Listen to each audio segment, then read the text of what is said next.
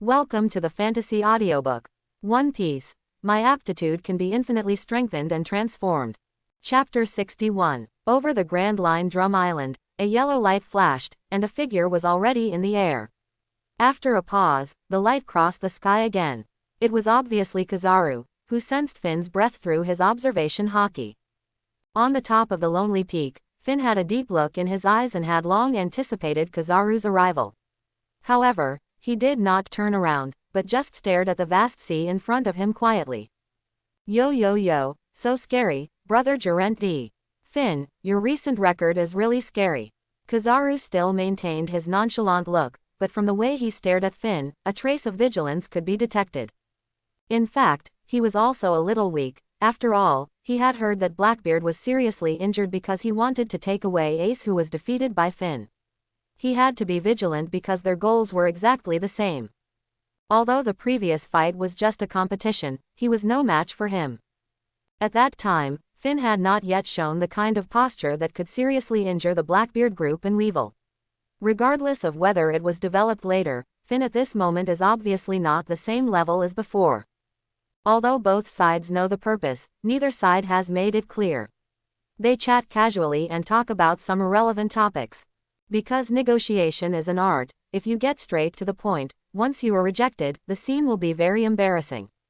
Kizaru has been in the Navy for many years and has long been clear about this.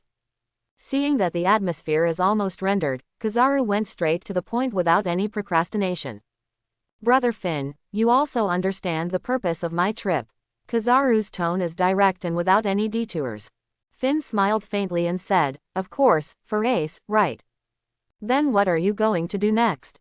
Kizaru asked tentatively, his eyes locked on Finn. It was a critical moment. The situation of the Navy is not optimistic now, and it is not allowed to provoke such a big enemy. They are about to face Whitebeard. If there are wolves in front and tigers behind, the situation will be really terrible. The strongest man in the world is not just a name, but a real person who can overturn the sea. Although he is a little older, he should not be underestimated. It's none of my business anyway. This is the grudge between you two. Finn looked calm and didn't care too much about what Kizaru said. His eyes revealed indifference. Oh, then what do you care about? You are not even interested in the affairs of One Piece. Kizaru asked curiously, trying to find some clues from Finn's answer. Ha ha ha, so what about One Piece? You still executed him. Finn sneered and didn't care about this topic. It seems that Vice Admiral Garp is very accurate in judging people. Kizaru looked at Finn and said thoughtfully. Oh, I don't know what Mr. Garp said. We have a good relationship. He didn't stab me in the back, did he? Finn narrowed his eyes and said slightly vigilantly. No, you are familiar with each other. Vice Admiral Garp is really good at judging people. He just simply analyzed what you want. Kizaru said with a hint of meaning. He is so disdainful of the Pirate King. It seems that he really has greater ambitions than the other. However, Kizaru did not intend to expose it at this time. After all, Finn has not done anything out of line so far. They are the Navy of Justice. They can't take action just because others have this plan. They still have to have a good reason to start a war, otherwise where is justice? I am too selfless, right? Finn thought silently in his heart, thinking that his character setting needs to be slightly adjusted in the future. After all, he does not have a god's perspective. He doesn't know that some people who are old and shrewd have already known it. After all, there are people in this world who have this plan in every era, and there are many. After all, there are so many people with ambitions. Finn pretended not to care about Kizaru's teasing attitude. He shrugged lightly. I just pursue a free life. It's simple, right? Oh, live freely. Very good. Kizaru's smile became stronger, but he thought in his heart, it's not good to pursue freedom forever. Kizaru couldn't help laughing. Brother Finn, in this case, how about leaving Drum Island for your freedom?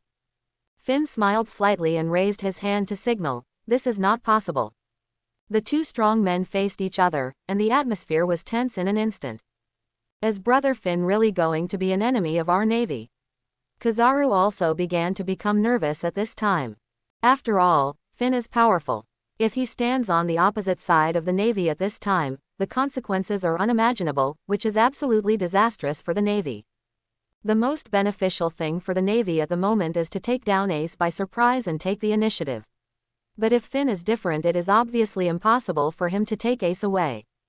Don't get me wrong, I have no intention of making an enemy of the Navy. Finn responded calmly, you want to take Ace away, but not now. He was injured in the sparring with me. I recognize him and will protect him. This is my rule and respect for the strong. Oh, Brother Finn is still quite principled. But you know that our Navy will not compromise on this matter. This will change the whole world. Kizaru tried to infect Finn with reason. You are good at talking. So what you mean is that for the benefit of the majority, a few people can be sacrificed. Finn said with a smile, leaving Kizaru speechless for a moment. Ace, we must win, because some things need to be settled, which is good for the whole world. Kizaru said firmly again. Ha ha ha, no problem. After 3 days, I won't interfere. You can take Ace away with your strength. How about that? It seems that Brother Finn can't make an exception for us. It seems that Brother Kizaru can't give me face. Kizaru was speechless again. Yo, that's amazing. Okay, this is the time for Sengoku to worry. Let's make a deal. Ace can't escape within 3 days. No problem, I promise. Ace, you heard it all. You have 3 days to grasp it well. Think about what Kizaru doesn't have. As long as you can defeat Kizaru with your own strength, then Roger's bloodline will no longer be your sorrow, but your bargaining chip. At this time, after listening to Finn's words, Ace thought for a while and said to himself. What Kizaru doesn't have, is the power of that fool. Since the incident was caused by you and you made them afraid, then let me, you, and them settle it. 3 days passed in a flash. Under Dr. Kuleha's superb medical skills, Ace had fully recovered from both external injuries and internal injuries caused by Finn's power. However, Ace seemed to have undergone a transformation at this time, not a change in appearance, but an improvement in his inner temperament. He looked more mature and stable, showing a more determined manliness, no longer the boy he was before. Finn guessed that Ace might have figured out some things. Although Ace still decided to fight the Navy alone and go deep into the depths alone, he was no longer the one who was willing to die regardless of life and death.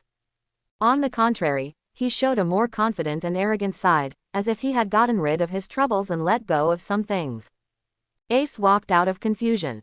He figured it out. Since the world government was afraid of that man's bloodline, I would become more scary to you. It was time for everything about that man to disappear. In the sky above the sea in the distance, Kizaru had been waiting for a long time. With the appearance of Ace, the pirates on the island gathered in an open area, looking forward to witnessing the duel between the strong. Although, no one thought that Ace could hold out for long in Kizaru's hands. After all, Kizaru was a Navy admiral who had suppressed the sea for many years, and his reputation spread throughout the sea area, and everyone knew it. Everyone looked at Ace, full of expectations and worries. As a member of the pirate camp, everyone felt the feeling of common hatred, but also had some inexplicable worries because of this.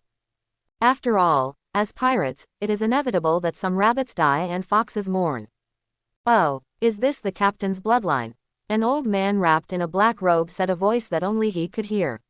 With this posture, has it been awakened to the qualifications of the king?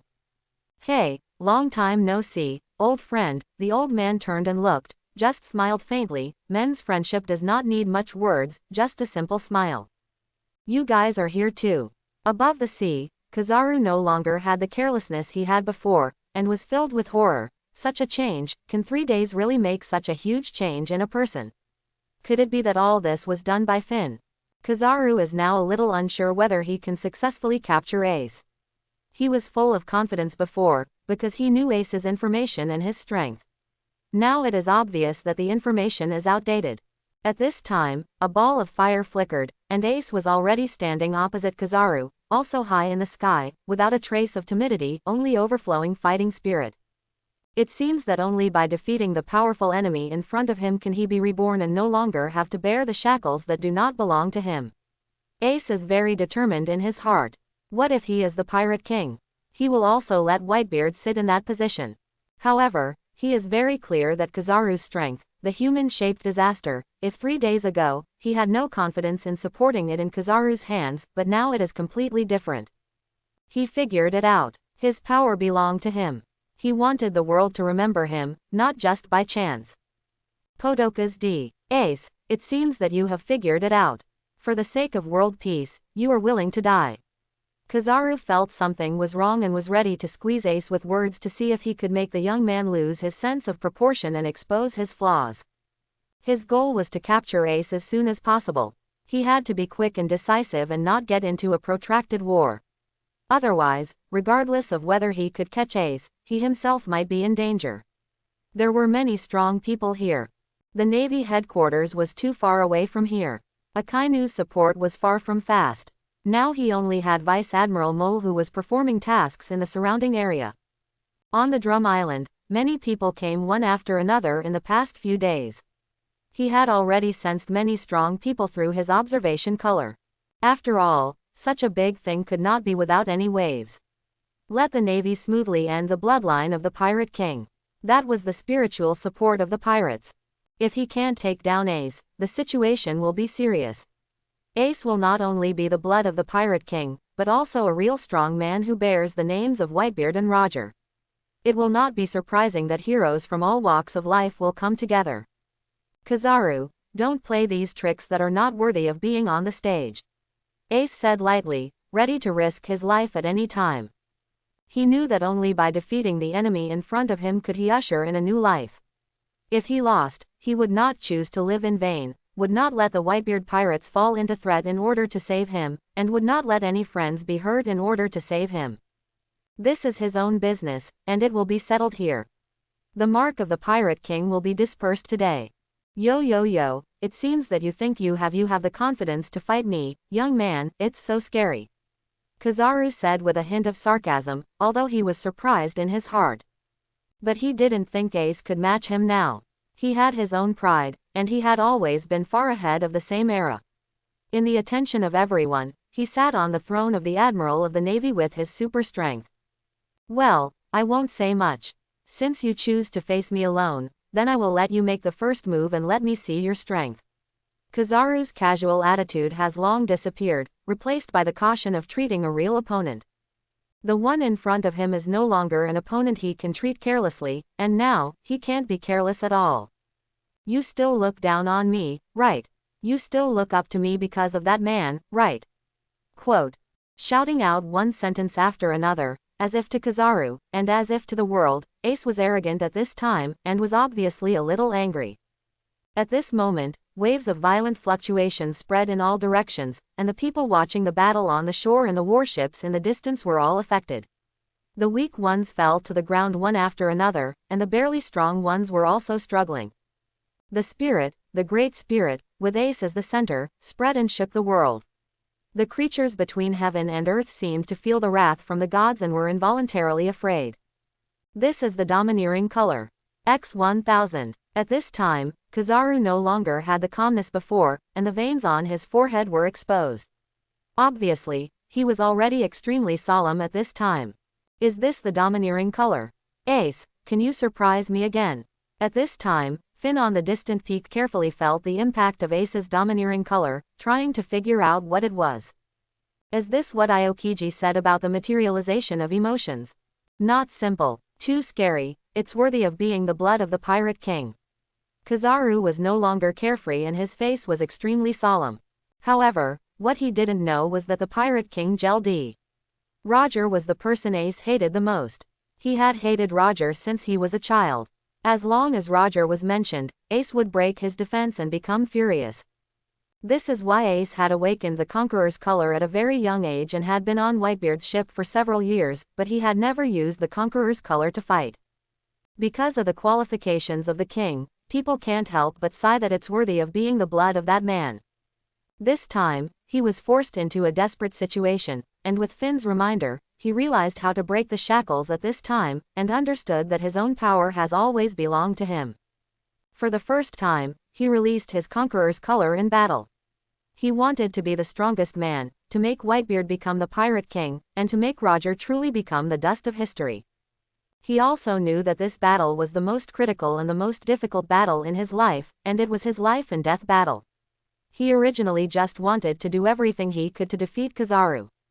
But at this moment, He made up his mind that he would make this annoying person who made him angry again and again regret mentioning that man again and again. Kizaru, you Navy really made me angry, get ready to die. Ace stared at Kizaru and said coldly. Yo, it's terrible. Then I want to see if you are qualified to be so arrogant. Kizaru said in a steady tone, and the fighting spirit in his eyes gradually rose. On the peak, Finn stared at the upcoming duel. The domineering color displayed by Ace made him look forward to this battle. He looked forward to witnessing the collision of the strong and seeing whether Ace could really fight for his life. He also didn't want a rising star like Ace to end in a hurry. But he wouldn't intervene, he had done enough. Finn now doubted whether the Navy would take measures against him after this, because it was he who caused the situation to be full of twists and turns, and it was he who prompted this battle. This battle will truly determine the direction of the entire situation, and may change the pattern of the entire sea. Finn was also looking forward to it, his eyes fixed on the two people in the field. In this tense atmosphere, Ace took a deep breath, and the whole person was like a ball of blazing flames. Kizaru, take it. Fire Fist. Ace was angry and used his most commonly used moves. His arm instantly turned into a huge flame with a very high temperature. A fist composed of flames hit Kizaru at a very fast speed, with a wide range and a great impact. Carefully feeling it, the fire fist at this time is completely different from the previous confrontation with Finn. It seems that there is something mixed in the flame, which makes people feel afraid. Kizaru on the opposite side felt the most deeply at this time. The flame transmitted an emotion, extreme anger, like the anger of a god. Even the mortal admirals of the Navy were somewhat afraid. As an admiral of the Navy for many years, he had been tempered by countless trials and his heart was as hard as iron. Even so, he felt the oppression brought by the attack at this moment. His strength was suppressed, and his heart and body were out of sync. At this time, Kizaru had a real cold sweat on his forehead. This is the Conqueror's Haki entanglement. X20.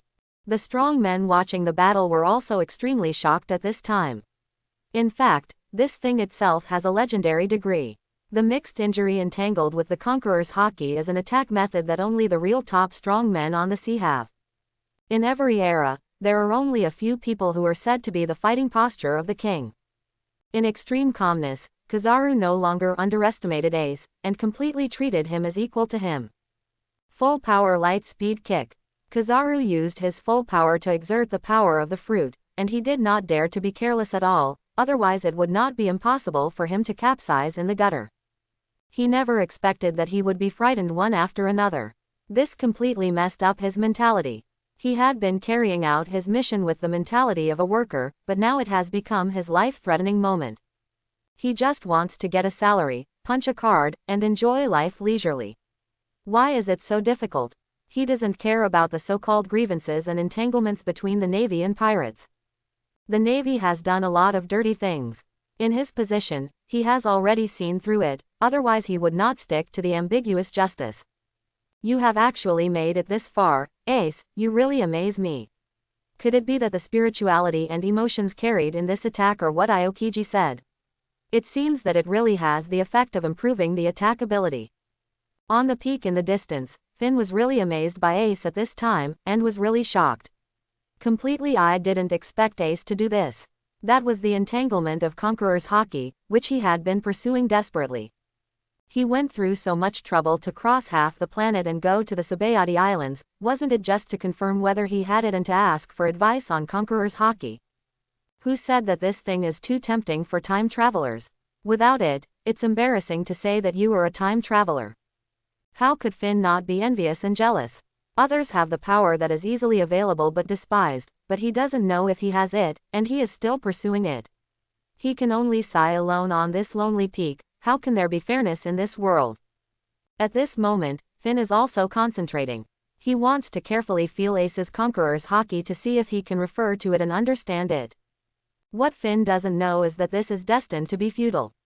Over the years, has anyone ever heard of anyone who has understood Conqueror's Haki and others' Conqueror's Haki? Over the years, there are not no unwilling strong people who have had the same idea. This path has long been proven to be impossible. Other people's Conqueror's Haki is their will, their way, or their life. How can two different lives produce the same will? At this time, Kizaru on the field was facing the Fire Fist attack and was in great pain.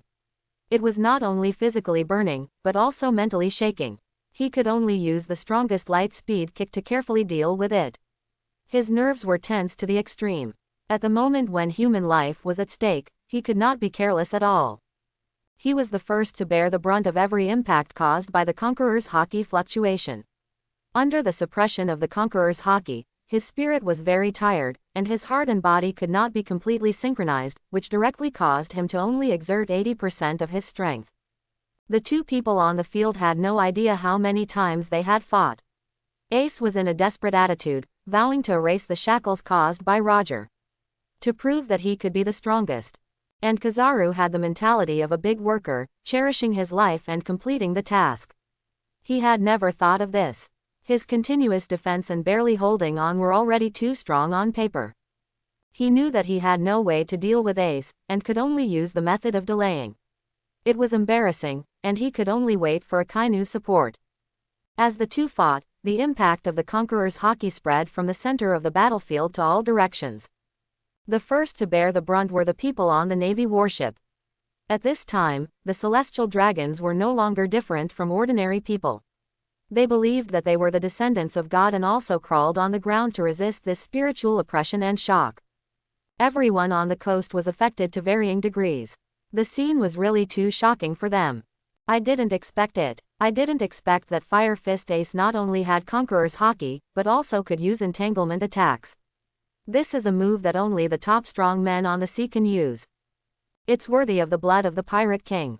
At the age of 20, he already has the strength to compete with the top strong men. The people watching the battle had different opinions and sighed at the strength of Ace. Did Whitebeard really teach this? The man in black robe frowned and said to himself.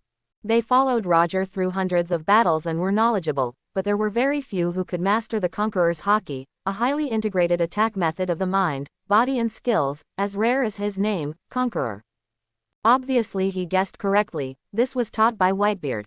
He knew that Ace had Conqueror's Haki, although Ace was extremely resistant to this power, thinking that it was inherited from that man, and he could not get over the hurdle in his heart, so he always chose to escape.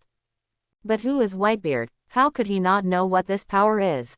It has nothing to do with Roger at all, it's just Ace's own inner demon. As a great pirate who dominated an era, but he is old, there will always be a day when he leaves, and then his family will have no one to protect him. This is also the reason why he is gradually haggard day by day. It is really a heart disease that cannot be cured. He knows very well that on the sea, only the strong who truly possesses the Conqueror's Haki and can truly use this power can take the helm of the Whitebeard pirates for him again. Ace's qualifications gave him hope. So regardless of whether Ace can use it or not, he chose to teach Ace the skills to use this power. He knew very well that once Ace's identity was exposed, it would be very dangerous. He didn't know how much time Ace would have to grow, but he knew that if the accident came too suddenly, then the Conqueror's Haki might be Ace's lifeline. Teaching the Conqueror's Haki entanglement method was also to prevent accidents. No, the accident came so suddenly. If Finn knew, he would also give a thumbs up and sigh, the old ones are still the best. Ace is his hope, the Whitebeard pirates the hope of the group. The pirate group he founded will continue to exist after he leaves, and the hope that his name Whitebeard can continue to be praised. This is also the reason why Whitebeard will gather the strength of the whole group to save him.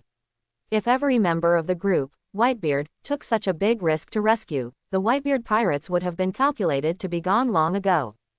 Back on the battlefield, Ace knew that Kizaru's advantage was the extreme speed, so any fancy tricks were useless. Only large-scale bombing strikes could force Kizaru to fight. However, at this moment, he obviously underestimated Kizaru. Under the gaze of so many people, it might even be broadcast live by the news agency. If he dared to fly a kite and take such a shameless approach, he would definitely be despised by the world, and Kizaru knew it well. He represents the strongest combat power of the Navy and is the flag of the Navy. Facing a young junior, he is already bullying the weak, and he is not allowed to do so at this moment. Besides, Kizaru has always been his opponent toyed with. When did he start to rely on hiding to fight? What a humiliation this is for him. Where can he put his face? Where is the dignity of the Navy? So there is this scene, violent collisions, explosions, and roars in the sky. Finn on the peak finally knew the reason why Aokiji and Akainu fought for 10 days and 10 nights, because these natural ability users are obviously the strongest in the AoE damage of the fruit. Who would be stupid enough to give up such an advantage and fight you in a melee? So, the fight is just like a round-based system, back and forth. If there is no absolute firepower suppression, it is possible to fight forever. Kizaru can only be completely powerless at this time. He has no ability to defeat Ace. Although he is a natural devil fruit ability user with a higher degree of development than Ace. But Ace has the blessing of the domineering color, he can't do anything. He can only drag the battle and wait for Akainu's support. He has tried his best. This fight lasted for 2 days and 2 nights. The whole world is paying attention to this battle. Many news media broadcast it live. This battle caused a great uproar around the world. Gr.D. Roger's son, Fire Fist Ace, is only 20 years old and can compete with the Admiral of the Navy. The news spread quickly around the world. Let those young people who yearn for freedom and dreams throb again. In front of them is the East Sea Marshal Saint Finn, and in the back is Fire Fist Ace, both of whom are 20 years old, but have the top combat power on the sea. How can this not make those young people who are bound by rules and oppressed by power regard them as a guiding light? All over the world, the war song of sailing once again sounded. And this time the protagonist is Bodaka's D. Ace, not Gr.D. Roger. Their appearance is like a bright new star, igniting the desire for freedom and dreams in the hearts of young people and guiding them on the way forward. It also makes the young generation on the sea excited and shocked. At this time on the peak, Finn has been feeling the domineering color belonging to Ace, intoxicated by it. Feeling Ace's heart. Feeling that anger. It seems that the previous analysis that the domineering color is an acquired obsession should be correct. Finn said to himself. Ace's domineering color contains anger towards Roger, which is unstoppable and has been cultivated since childhood. It has been strengthened. It was finally detonated and transformed into substance. Then how should my obsession transform? Where is my opportunity? Watching the two people fight for 2 days and 2 nights, and this scene was broadcast live by different reporters, Finn knew that this time, the Navy lost. Even if the Navy's support arrived next, Ace died in battle, then Ace has proved himself and will be remembered by the times. The two people in the field continued to bombard each other. The natural system AoE has a large range, and the explosion caused by it burned the sky red. The battle was tense, but at this moment, a naval fleet came quickly from the side of the Drum Island. The pirates watching the battle at this time sank to the bottom of the valley. Worried about Ace next, a feeling of despair was spreading. Akainu's fleet approached quickly, his face was serious, and his eyes flashed with cold light. He understood that the key to the current situation was already on him. It was whether he could cooperate with Kizaru to successfully capture Ace, or kill him. Otherwise, the situation would be unimaginable. He looked at the people on the Drum Island, and there was a little worry in his heart. He didn't know if his rash intervention would cause a backlash from those strong men. After all, at this time, Kizaru and Ace were a one-on-one decisive battle between men. Akainu swept across the two people on the battlefield.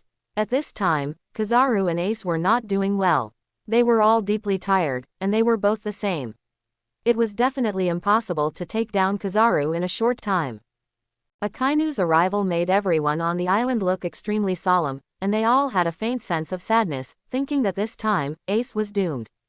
Akainu looked at everyone on the island and made a decision. He was going to take action and take down Ace before everyone could react. He wanted to control the situation in their hands, otherwise there would be more trouble. Before everyone could react, Akainu directly hit Ace, who was fighting with all his strength. Caught off guard, Ace was hit directly. Fortunately, he resisted with his armed color in time and did not suffer too much damage, but it caused a blood shock. The Navy is really despicable. They actually attacked. Such a holy duel between men was actually destroyed. At this time, everyone was talking about it, and even the people watching the live broadcast were united in hatred. They didn't care whether they were pirates or not. They only knew that this was a battle between men. A one-on-one duel was sacred. At this time, Ace, a hero in his twilight years, looked a little desolate in front of the upcoming Navy warship. Facing thousands of troops alone, he looked sad. At this time, Kizaru also frowned. Unexpectedly, Akainu actually chose to attack directly. This kind of behavior of fighting without making a fuss is very likely to cause a greater conflict. Pirates always respond to duels between men with a holy attitude. Akainu succeeded in one strike and was ready to pursue the victory. He didn't care about the eyes of the people on the island. It was obvious that this was his temper, absolute justice, and he would continue to execute it to the end. At this time, the atmosphere on the island reached a climax, with shouts and curses, and they all supported Ace. Big fire. At this time, the black-robed man was obviously angry, and one of them was ready to pull out the axe at his waist to stop him. Old man, let's leave it to his partner. I believe his captain will protect him. After a sense of observation, the corner of his mouth rose slightly. Just when everyone was desperate for Ace. At this moment, a wave surged, and then a huge wave came from a distance. Before everyone knew what was happening, they saw a spirit that shattered the world coming from afar. It was terrifying, shocking, and extremely depressing. Wherever it passed, the space was torn apart like fragments, and it rushed directly to Akainu. Akainu's big fire was directly shattered, but his momentum did not diminish, and he went straight to the Navy warship. At this moment, Akainu felt a tricky situation. Under the sudden and powerful attack, he could only fight with all his strength. However, the people on the ship were not so lucky.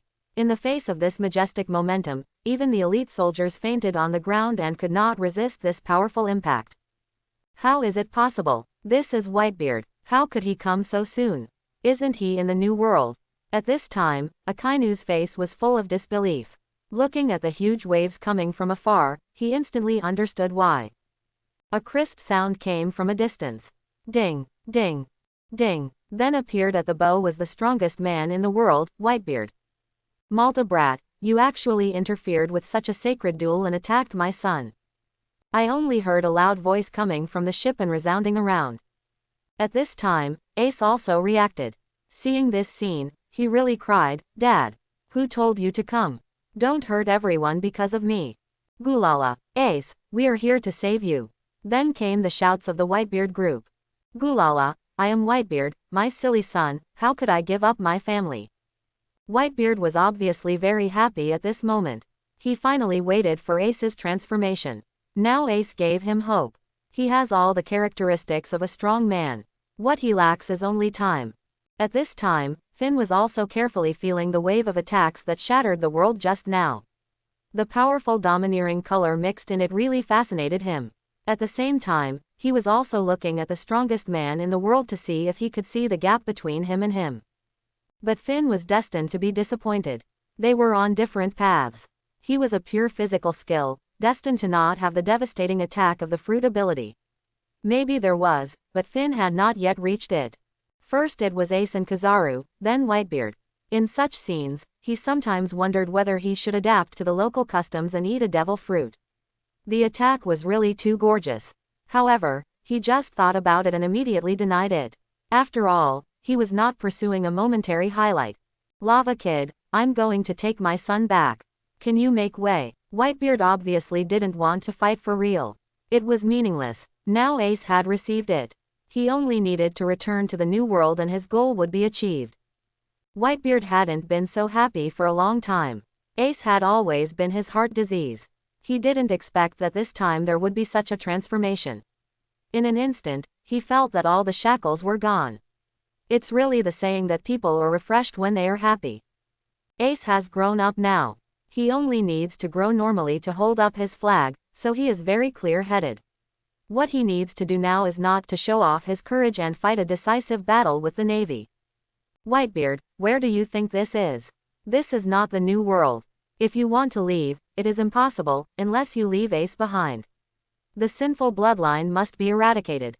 Akainu is obviously tough. At this time, facing the entire Whitebeard pirates, with just the few people he brought, anyone with a discerning eye can see the difference in strength. But he knows that Ace has become a force to be reckoned with. If he lets him go at this time, the consequences will be disastrous. With his strength that can tie with Kizaru, he will not be able to deal with him in the future, especially since he carries the names of those two people, and it is unknown how far he can grow. Letting him go at this time is like raising a tiger and letting it go back to the mountains. But he also knows that he has no advantage, especially on the sea. Whitebeard's ability to shake the sea can really change the situation of the war by himself. But he still has to delay and wait for the support of the Navy, because this is the Grand Line, the territory of the Navy. Lava brat, am I negotiating with you? I'm Whitebeard. If you want to die, I'll help you. Whitebeard was obviously a little angry. Ace was a must-win for him. At this moment, he was in a good mood and full of energy. It was the time when his temper was at its peak. Brew brew. General Sakaski, the marshal called and asked you to answer the phone. What? Let Whitebeard go? Akainu was a little surprised. He didn't expect that Sengoku would compromise. But he thought about it. If Kizaru didn't catch Ace, then they would have lost this game long ago. It was unthinkable to fight with the Whitebeard pirates on the sea. Since Sengoku had spoken, he had no responsibility. Whitebeard will leave the Grand Line immediately and enter the New World directly, otherwise we will fight to the end even if we pay a huge price. Gulala, guys, go home. New World Big Mon Pirates. Watching the battle between Ace and Kizaru on the projection of Den Den Mushi. The senior officers of the pirates were all confused at this time, thinking, Kizaru, you are letting it go a little too much. As the four emperors in the New World, they must know each other's strength. What is the strength of Ace and Kizaru? They can fight so hard. Isn't this a fake match? If this group of people placed a bet, it would definitely be another violent protest, burning, killing, looting and fighting. But there are obviously people who know the goods, that is, Big Mon and his son Katakuri. They don't believe that Kizaru dares to let it go in this situation. The bloodline of the pirate King Roger, the source of sin, must be cut off by the Navy. But they also don't quite understand what's going on. Big Mon is a little confused and wants to find more details of the battle to see what's going on. Wait, Kizaru's expression is wrong. This is the shock of the domineering color. Could it be that Roger's kid has reached this level and really mastered the Conqueror's hockey entanglement attack method? Is this era really going out of control? Why are all the young people so over the standard? Before there was Finn, now there is Ace who can Conqueror's hockey entanglement, and he is also the captain of the Whitebeard Pirates. This time he has attracted a lot of attention. I wonder how many strong people will rush to him. It seems that the balance of power will be broken soon, and the turbulent era is coming. Thinking of this, Big Min's face is as uncomfortable as if he had eaten a fly. She did nothing wrong, but she has already fallen behind in terms of power. This is the new century, not the typing Heavenly Kingdom or the Garden of Eden. What is said here is that the strong are respected. In terms of power, his power is adjacent to the Whitebeard Pirates, and conflicts have always been difficult to avoid. This is not something that she and Whitebeard can control. The joining of strong people will inevitably require an expansion of the pie. Otherwise, how can we maintain the expenses of the strong? Strength does not come out of thin air, and there is no spiritual energy of heaven and earth. It needs to be eaten. Without territory, where can we get food? In addition, the territory of the New World is controlled by pirates. The Whitebeard Pirates have only a few people. How can they control such a large territory? It is not divided among the forces under their command. Who will tolerate giving their territory to others? What to do? Isn't it to expand outward and grab territory? If the leader dares to control, then the external contradiction will become an internal contradiction, and sooner or later, it will cause trouble. Therefore, a powerful force needs to occupy a larger territory. This is not something that anyone can control. This is the reality of the New World. She knows very well, and Whitebeard knows very well too, that this is powerless, unless he does not accept the joining of strong people. That is obviously impossible. If you don't stay here, you will stay. With the decline of one side, aren't you the weaker party? Who can do such a stupid thing? It seems that we really need to find Kaido to form an alliance. Alabasta Straw Hat Pirates. Ahahaha. Ace is so strong, he has been like this since he was a child, I have never defeated him. Luffy was obviously very happy. In the past 2 days, they have been concentrating on watching the fierce battle between Ace and Kizaru, and their hearts are always tense. This is not only because of the brotherly relationship between Luffy and Ace, but also whether the bloodline of the Pirate King can really be continued. Obviously, this is a crucial battle for the young pirates who set foot on the sea, and it has even attracted great attention from the whole world.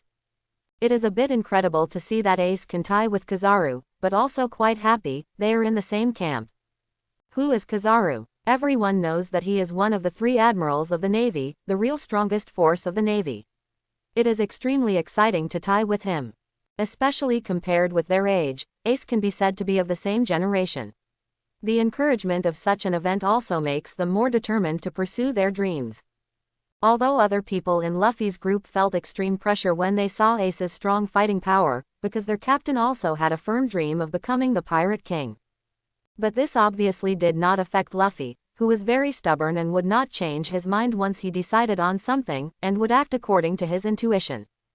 But, Ace, I will definitely become the Pirate King. Ahahaha. If Finn were here, he would also sigh, where did such a kingly spirit come from? How could such a person be cultivated in the mountains? There is really no destiny. Obviously, Luffy is very confident in his own strength and firmly believes that he is being able to become the Pirate King, and changing his dream without any obstruction from anyone. Luffy's super strong willpower, the courage to fight with all his strength in the face of a strong enemy, regardless of everything and at the cost of his life.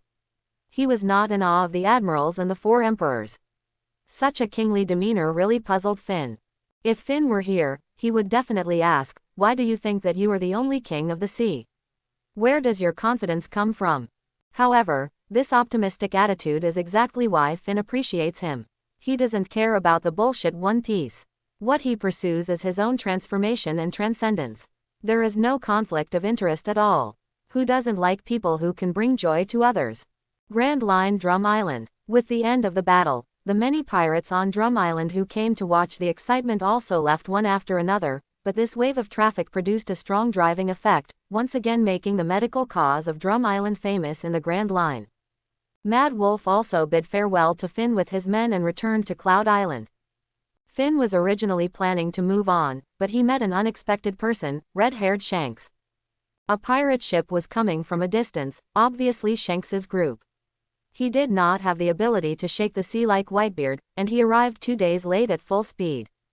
He originally thought that Ace could not escape at all, and Whitebeard could not catch up with the rescue. But he knew Whitebeard's character and knew that Whitebeard would never leave Ace alone. A war will definitely break out between the Navy and the Whitebeard pirates. This is a major event that affects the world situation. No matter which side wins, it will break the balance, and it will definitely be a tragic victory. He did not expect that Finn's disruption and Ace's transformation would bring a glimmer of hope to the whole incident. Ace was not caught, and the Navy had no bargaining chips. It was obviously impossible to go to war with the Whitebeard pirates on the sea without any preparation. Because on the sea, Whitebeard alone is enough to change the situation, and the Navy does not dare to fight him on the sea. However, Shanks, who arrived late, happened to meet Finn, who was about to travel far away, and became interested in him. It was really that Finn's current reputation was too loud, and he seemed to have the momentum of the 4 emperors on the sea. Of course, it was not the power, but the strength that did not match his age. His iron-like figure made him very well known. Urent D. Finn, red-haired Shanks said politely. Red-haired Shanks, I wonder what you want to do with me. Finn just responded lightly, obviously not intending to get close to him. The famous East Sea Marshal Saint is really not to be underestimated, ha ha ha. Humph, how can it be compared to your title of the Sea Emperor? Suddenly, one was caught off guard. Brother, how about coming to my ship, he he he. Finn didn't catch it for a while, thinking in his heart, has he become so popular now? There is Ace in front and Shanks behind. Finn was outside the game, and didn't know what top combat power meant to a force. It was the pillar of stability, and a force would be too little without it. He might not have figured out his position in Red Hair's heart. Red Hair knew Blackbeard's strength very well, and he knew how strong Finn was. The man in front of him almost wiped out Blackbeard and his gang alone, and he brought Weevil with him. It was hard to say whether he could beat him.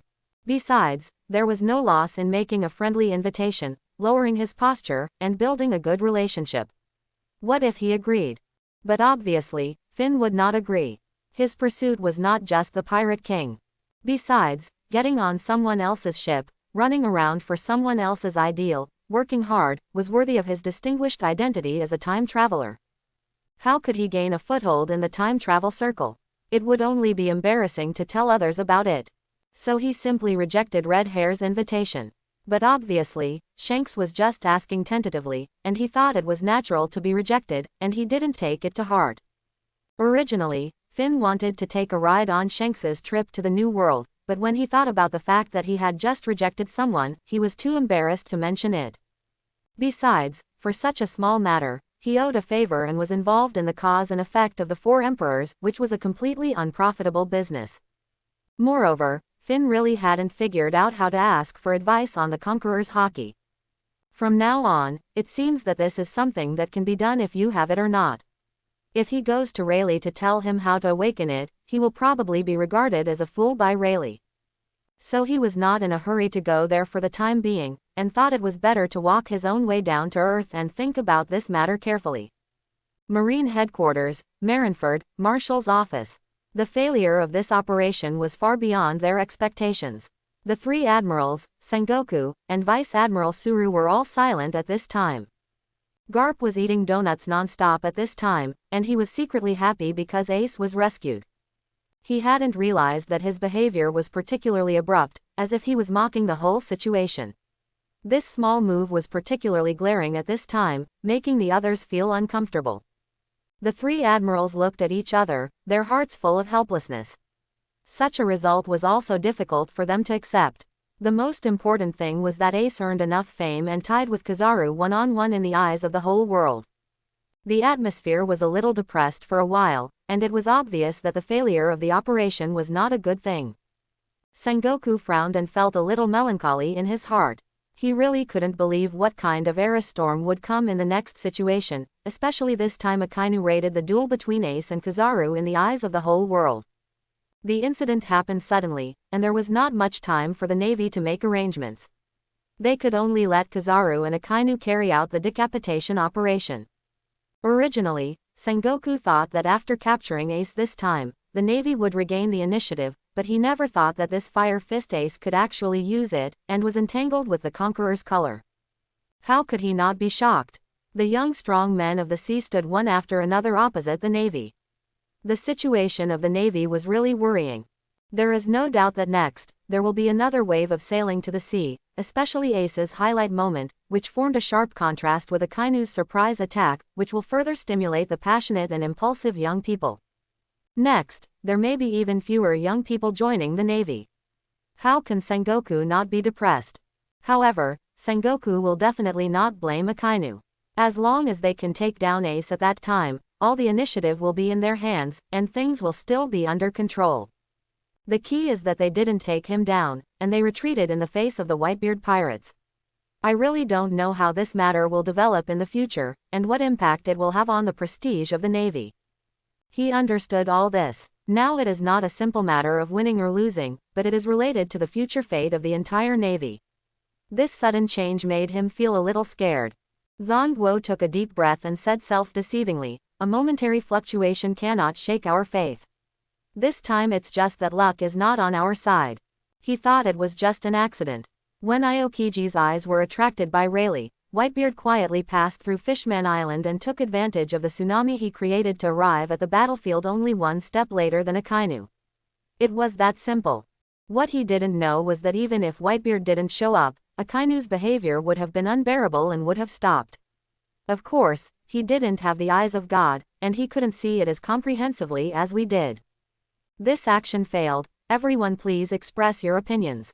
Zongguo said a little weakly. The situation that I thought I could easily deal with became twists and turns because of the sudden rise of Fire Fist Ace and Finn's intervention. Zongguo understood that the root cause of the problem must be found quickly in order to effectively formulate the next response strategy. We need to understand why Ace of the Fire Fist came to the Grand Line, why he appeared at this time we seem to have been used by someone, why his identity was suddenly revealed. Vice Admiral Suru frowned and reminded. Vice Admiral Suru's words caused everyone present to think deeply. This incident seemed to involve a conspiracy. In order to figure out the ins and outs of the whole incident, they needed to conduct a comprehensive investigation. I will immediately send someone to the Grand Line to find out why Ace of the Fire Fist came here, and at the same time find out the source of the news. Zhang Guo also found that something was wrong after the reminder, and immediately said. After a short silence, Vice Admiral Suru was worthy of being the chief of staff, and once again saw the key to the matter. From Kizaru's description, the key is that Finn's obstruction made the situation worse. Hearing Vice Admiral Suru put the reason for the failure on Finn, the three admirals looked at each other at this time. Although it is known that Finn's interference delayed Whitebeard's rescue, it is indeed part of the reason for the failure of this operation. But didn't Kizaru defeat Ace? After fighting for 2 days and 2 nights, he could have defeated him 3 days in advance. I can't help but doubt this. Obviously, they don't have a god's perspective. How can they know that it is Finn's fault? Otherwise Ace is no match for Kizaru. However, Vice Admiral Suru said so, and he must have his own analysis. In 3 days, too many unexpected things happened. The intervention of the news agency forced Kizaru to surrender the taboo weapon. Delaying his recovery is a disguised way to enhance his strength. Quote, the most important thing is, when did Ace learn the domineering hockey attack? Why didn't he use it in the battle with Finn? Also, why is he so angry? This should be the root of his domineering hockey that can be so strong. What is the reason, Kizaru, do you know? Quote, Kizaru was also puzzled at this time. How did he provoke him? He looked like he wanted to kill him. Did he do something that angered the heaven and the people? A one-on-one duel between men, don't all pirates believe in this? Moreover, he gave him the greatest respect, fought hard throughout the whole process, and gave up his greatest advantage. Why did he hate him so much? It was really puzzling. He shook his head helplessly at Vice Admiral Suru, saying that he was also puzzled. Garp was obviously secretly happy at this time. He must know what happened. Kizaru must have mentioned Roger again and again, which stimulated Ace. But it's better not to talk about this matter. Otherwise, it would be clear that he knew Ace very well. Wouldn't it be telling Sengoku that Ace's survival until now was not caused by him? Ace was rescued, and he himself just feel happy secretly, and leave the depression to you. Think about it slowly. He didn't even notice that his face was almost unable to hold back, and he almost laughed out loud. The three admirals, Sengoku and Vice Admiral Suru, also turned their heads and stared at him at this time, wondering, what does this inexplicable smile think? At this time, Garp also reacted, and he was a little too proud of himself. Then he laughed and said that he broke the donut record again in order to fool him. However, Sengoku and Vice Admiral Suru obviously had some calculations in their hearts. They are too familiar with each other. As soon as you open your mouth, I know what you are talking about. However, Sengoku couldn't ask directly. This occasion was not appropriate, and the old friend's face should be taken care of. Let's talk about it. How should we deal with this Finn? It seems that the failure this time was all due to his obstruction, which made the situation so uncontrollable. Sengoku said to everyone. He must be responsible for his actions. He doesn't take our navy seriously. Akainu said. His tone revealed his anger towards Finn. Obviously, Finn's behavior touched his absolute justice. Vice Admiral Suru pondered for a moment, then said, we can't leave Finn alone anymore. Judging from this incident, his existence has greatly threatened us, and decisive measures need to be taken. At this time, everyone's eyes were flickering with hesitation and worry. No one can guarantee that it will be smooth sailing for Finn. There will definitely be casualties. If you hurt the enemy, you will lose 800 of your own. However, they also know that Finn is not the same as them, and he also needs to be dealt with. Just when everyone was hesitant, Sengoku looked at Garp and asked, what do you think, Garp? Garp stopped the donut in his hand, took a deep look at everyone, and slowly said, he is now strong. If you want to make trouble for him, you have to think about it. Don't count on me. I can't beat him. Quote. Obviously, Finn's assistance to Ace has once again won Garp's favor. He regards Ace as his family. In his mind, is the justice of the Navy more important than his family? And what kind of justice does he have? He has seen through it a long time ago. He just wants to slack off and enjoy his retirement. He behaves more like a loser than Kizaru. Finn's strength is indeed far beyond our expectations. The most important thing is that we don't know his trump card at all. Every battle is almost a comprehensive crushing. There is no reference value. We must re-evaluate his threat level, Vice Admiral Suru said in a deep voice, his eyes revealing his fear of Finn. Everyone nodded in agreement. In the haze of failure, they understood that maintaining the dignity and prestige of the Navy was more important than anything else. Finn's strength was indeed strong, but he just needed to be treated with caution. It was not that he could not be controlled. Could it be that they were really afraid? After this time, they also saw that Finn was no different from a pirate. He also believed in the concept of the strong being respected on the sea, and did not take the rules of the world government seriously at all. Zhang Guo frowned. He thought that if the East Sea Marshal Saint did not choose to become a pirate, he would not meddle in other people's affairs, would choose to protect himself, would abide by the rules, and would not do things that would bring trouble to himself. Now it seems that it is not the case at all. He still does his own thing and almost does not take the threat of the Navy seriously. Such behavior completely subverts his expectations. Finn's behavior is undoubtedly challenging our authority, and decisive measures must be taken. Zhang Guo's tone became extremely firm. He knew that he could no longer respond passively, and he had to show force to maintain the dignity of the Navy. Vice Admiral, he calmly proposed, we need to mobilize more forces.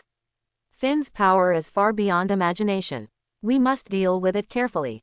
After pondering, Zhang Guo finally made an unexpected decision to open a bounty to allow more forces to participate in the action against Finn. He is an old man and knows clearly how to borrow power. The sea is not only based on strength, but also has more conspiracies and tricks. The Navy is not convenient to use them, and there are people to help them. Especially Finn is a young man walking alone on the sea. Where can he have any experience? What awaits him will be the real danger on the sea, which will make him unable to defend himself. Considering Finn's reputation, after unanimous consultation, it was finally decided to use a stigmatization method to finalize Finn's bounty. Time conspirator, Gerent D. Finn, life or death 1.5 billion Baileys. Ahahaha, the conspirator of the times, ahahaha. At this time, Blackbeard and his gang, who were recovering on the deserted island, looked at Finn's bounty order with confusion on their faces. It was a bit inexplicable. Such a big thing happened, and the Navy's handling was to give a huge bounty to a seemingly unrelated person. Did Finn do something extremely cruel that they didn't know about, or was there really a huge conspiracy that was discovered by the Navy? That's why he came up with such a shocking operation, and the bounty is almost catching up with the 4 emperors, or is it just to divert public pressure? Blackbeard was very happy at this time. Finn beat him so badly that he hasn't recovered until now. If other pirates had a bounty of 1.5 billion, he would definitely be envious to death. Wouldn't this be famous in the sea? Isn't this what they pirates compete for? But if it was Finn, then he would be gloating. Having been on the sea for so many years, how could he not know the dangers of the sea? It is not easy for a lone ranger without a partner and a passionate young man to survive safely. Conspiracies and tricks will come to him. And Finn's title, the conspirator of the times, also reminded him of something.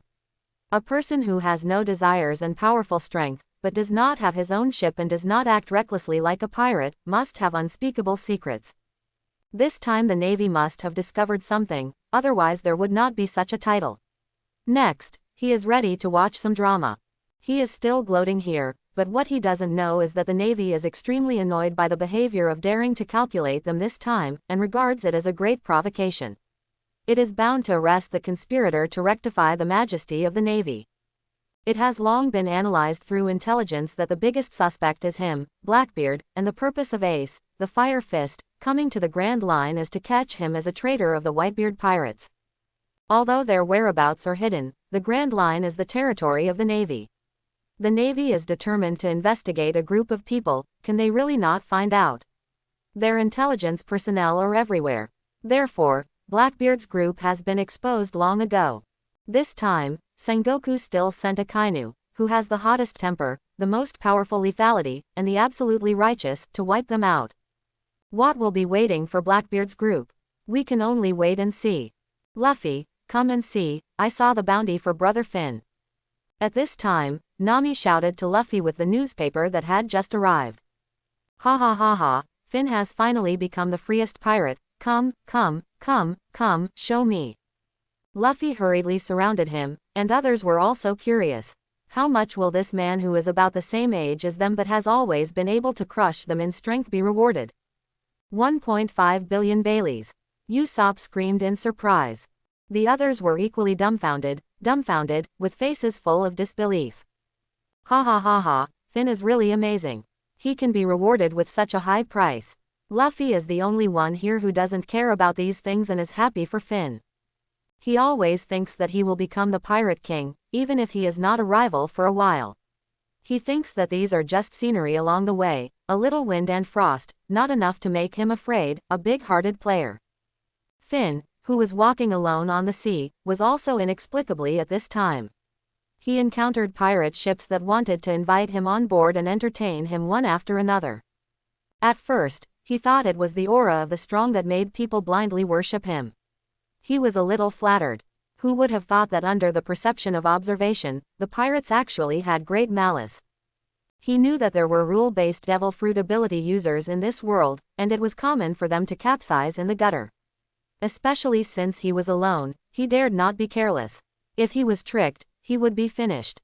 So, no matter what the reason was, as long as he encountered a ship full of malicious intent, all the ships would be destroyed and killed by cannons and guns, and no one would be left alive. He dared not be soft-hearted, as this was a matter of his life. For several days in a row, this kind of thing happened from time to time, and the key routines were quite similar, which made Finn feel something was wrong. He had come all the way on the sea without provoking anyone, and he couldn't figure out which link had gone wrong, which was inexplicable. But at this time, a merchant ship came from a distance. Under the perception of the color of seeing and hearing, Finn did not sense the strong emotions towards him. He quickly turned around and appeared on the ship neatly. Gerent D. Finn. I don't know who called out Finn's name, and the boat was immediately in a panic. Everyone was at a loss, and for a moment, everyone looked terrified. Well, do you know me? Finn asked the young man who called out his name. Master Finn, you are my idol. I admire you very much. You are really too strong. You actually have a bounty of 1.5 billion Baileys for the first time. It's really incredible, the young man admired. Well, that's it. I was bountied. No wonder the positioning Den Mushi couldn't get through. I thought there was a malfunction. It seems that the Navy has closed my authority. Finn now knew where the problem was along the way. No wonder there are pirates who want to plot against me from time to time these days. It turns out that my head is worth 1.5 billion. Do you have my bounty order? Show it to me, Finn said to the young man indifferently. The young man hurriedly took out the bounty order from his body and handed it to Finn respectfully. Shit, conspirator of the times. Seeing his name like this, Finn was immediately a little unhappy. He immediately understood the Navy's intention, which was to stigmatize him and ruin his reputation. But it seems that the Navy is really sure of my intentions. They are so alert to me. Have they regarded me as a potential enemy long ago? Quote. Then why don't they use thunder and lightning to deal with me? Why do they want to alert the enemy like this? Don't they know my strengths and weaknesses? If they act rashly, they are afraid that I will run away and launch a bottomless revenge. So these pirates are here to test my bottom. Quote. He really guessed it right. The Lone Rangers on the sea, especially the strong ones in physical skills, are not afraid of the existence of the sea. How can the Navy not care? This is the most difficult person to deal with on the sea. If you become an enemy, you must be prepared to deal with it early. This is also why Hawkeye, who was known as the Navy Hunter when he was young, was awarded the 7 Warlords of the Sea. Isn't it because he has no weaknesses on the sea? It is too difficult to capture, unless you gather many strong men and take decapitation actions. Relying on warships is meaningless, just one knife to kill one ship. This may not necessarily kill 100%. If you really let it go, it will be an enemy who will never stop until death. The Navy is big and powerful, and it can't afford this barefoot revenge. Really piss off these Lone Rangers, really shameless, one person can destroy all their bases and play them around. Therefore, the Navy is extremely wary of such people. This is also why the Navy dare not take action against Finn immediately. If it fails, it will not be fun. After leaving the merchant ship, Finn could only use the permanent pointer of Alabasta that he had obtained from Mad Wolf. However, he also wanted to know what the situation was like over there. Are Luffy and his crew still there? Is there really an original plot? Will Luffy really have good luck this time and defeat Crocodile by accident? After he himself experienced several plots of pirates, Finn also began to have the idea of building a ship. The main reason was that he wanted to do everything himself. He thought it was troublesome, and how could he live up to his current strength? Of course, all the pirates with malicious intentions were killed by him. Those who wanted to kill him were always treated by him with extreme cold-blooded violence. Without saying anything, he would strike first. His life was more important than anything else. Since the bounty was offered, there has really been no peace on the sea. Various troubles have come to him constantly. Those who want to recruit him and those who want to plot against him have forced him to pay more attention, which is very troublesome. This won't work. The devil fruits on the sea have all kinds of abilities, and it's hard to guard against them. If you don't pay attention and get hit, isn't it all over? Finn couldn't help thinking in his heart. He has nothing to worry about, and it's good to be free. His strength grows fast, and he doesn't need the crew to hold him back, but he has to bear all the risks alone. Especially now that he is worth 1.5 billion, he doesn't know what kind of enemies he will encounter next. Who can guarantee that he won't capsize in the gutter? Didn't Luffy capsize many times? He has a hunch that the enemies he will encounter in the future will only become stronger and stronger. Now he has put all his eggs in one basket, and he has no risk tolerance at all. If he is careless, it may be all over. There is no one to cover the bottom, let alone save him. It seems that it's time to recruit some people, otherwise he won't even sleep well. After all, he is not Blackbeard, and he doesn't need to sleep. If he is exhausted by the round-the-clock battle one day, it will be funny. This 1.5 billion is not a small amount of money. Thinking of recruiting people, how to do it specifically. Suddenly he found something wrong. He had no direction at all and didn't know how to start. He just saw Luffy and found a few reliable partners along the way. They were all top talents and could support his dream wholeheartedly.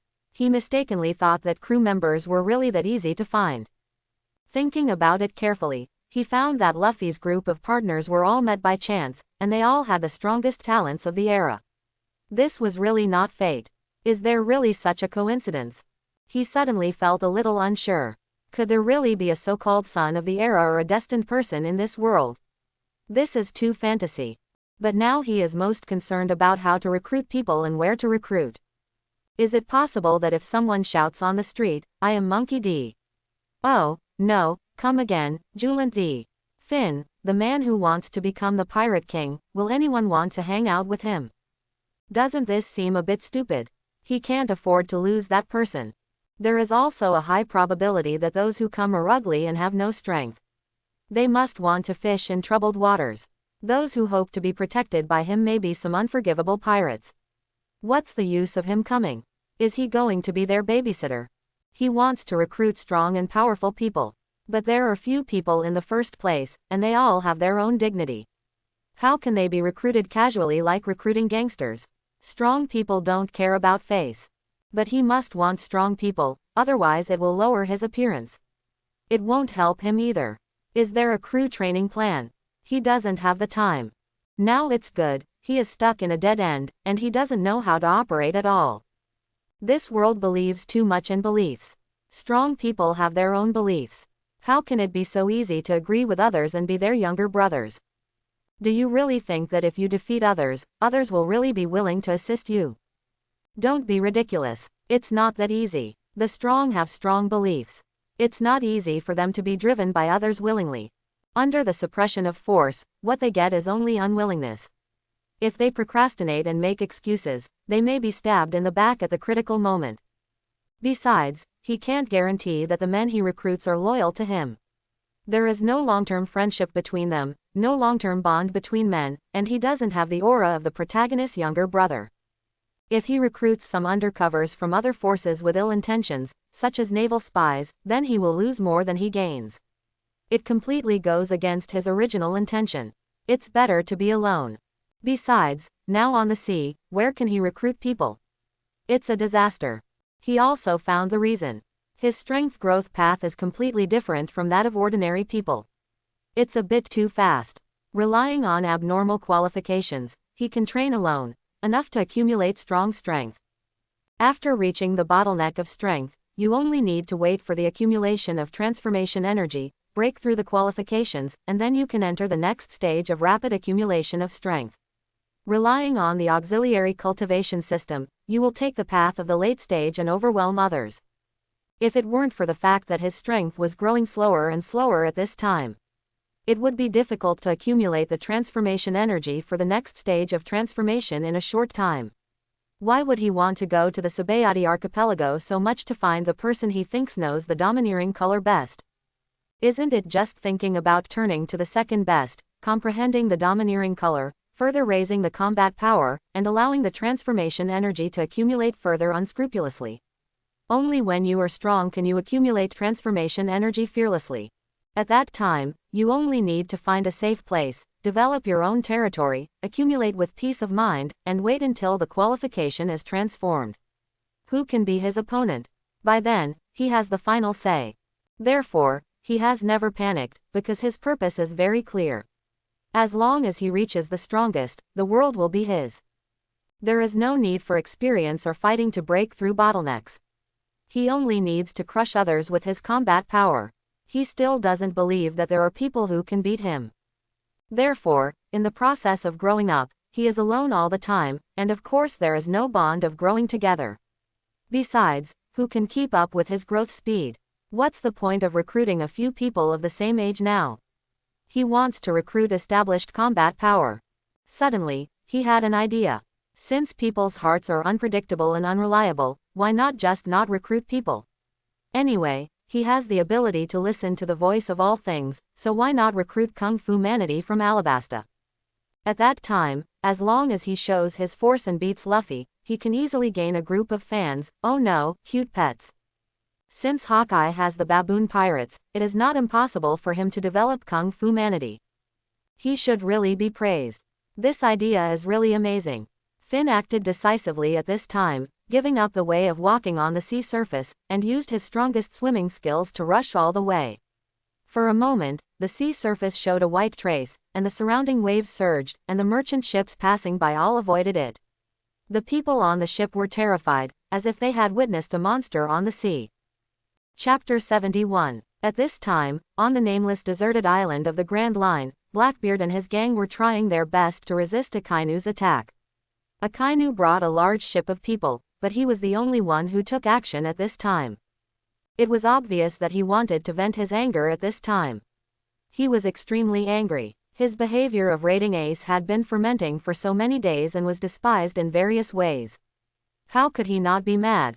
The key was that he had not caught Ace yet. So, this time he did not let his men take action. He wanted to personally turn this group of fools who dared to use the Navy as a gun into magma.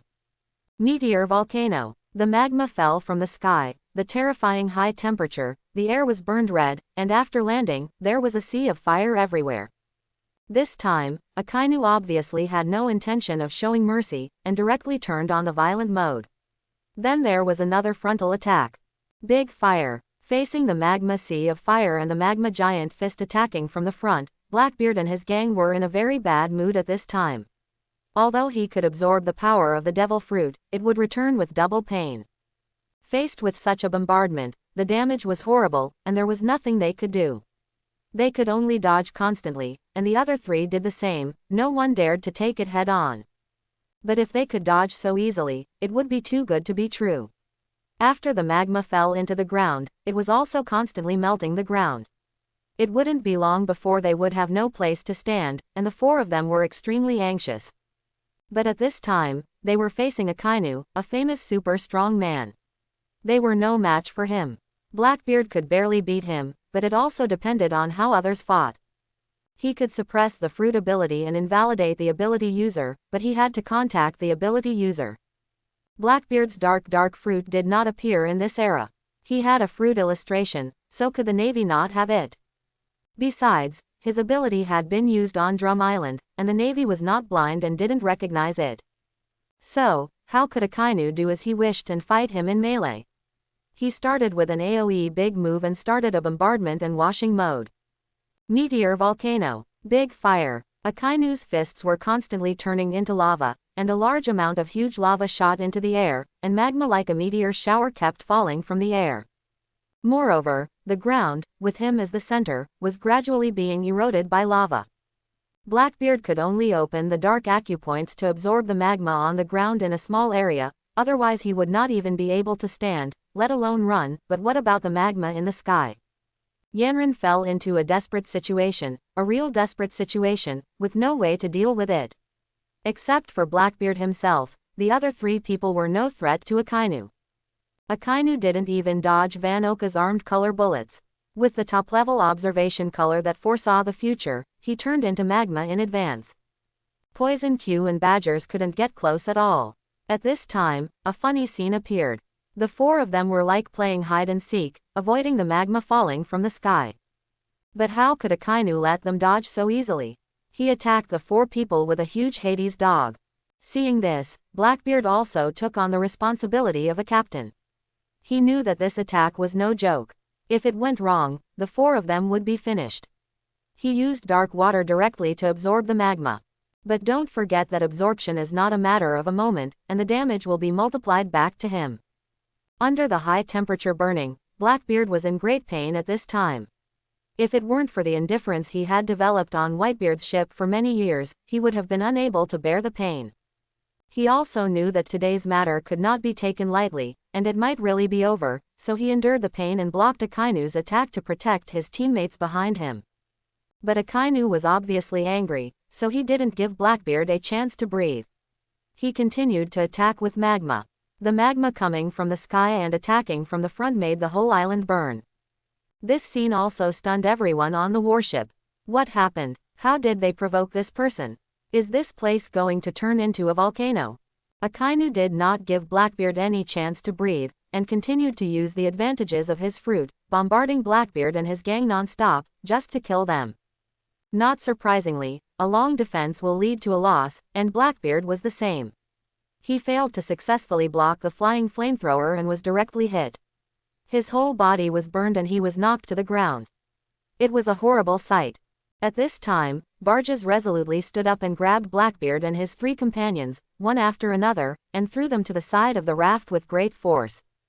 And he rushed to Akainu alone, trying to buy time for his companions to escape. Akainu was also stunned. He didn't expect that there was such a selfless companion. He was touched by Barges's behavior, but he showed no mercy. In anger, he hit the Hades, and Barges' right arm directly melted. Van Oka, Poison Q and Blackbeard, whose body was burning, saw that Badgers was the last one to leave. They endured the pain and paddled the raft with all their might to escape. After Akainu dealt with Badgers, he quickly ran to the seaside and used his fruit ability with all his strength. Meteor Volcano. They bombarded Blackbeard and his gang who were trying to escape on the sea. However, Blackbeard and his gang were not weak either. Such a large-scale bombing could still be easily avoided, especially on the sea. Akainu wanted to catch up on a warship, but the speed of the warship with sailing technology was no match for Blackbeard and his gang's desperate paddling. After a while, they disappeared. Blackbeard's boat looked a bit shabby, but it was very maneuverable, especially when a strong man paddled it, with full horsepower and running very fast. Akainu was strong, but he couldn't fall into the water. Maybe Blackbeard was not destined to die. If Finn were here, he would definitely think that Blackbeard had planned this way of escape. He found a big fool like Badgers and threw him out to escape at the critical moment. At this time, Badgers was not so good. The magma was all over his body, which was terrible. However, Akainu still followed the Navy's way. He caught as many as he could. Seeing that Badgers had no power to resist, he directly ordered people to arrest him. A person was reduced to a prisoner miserably.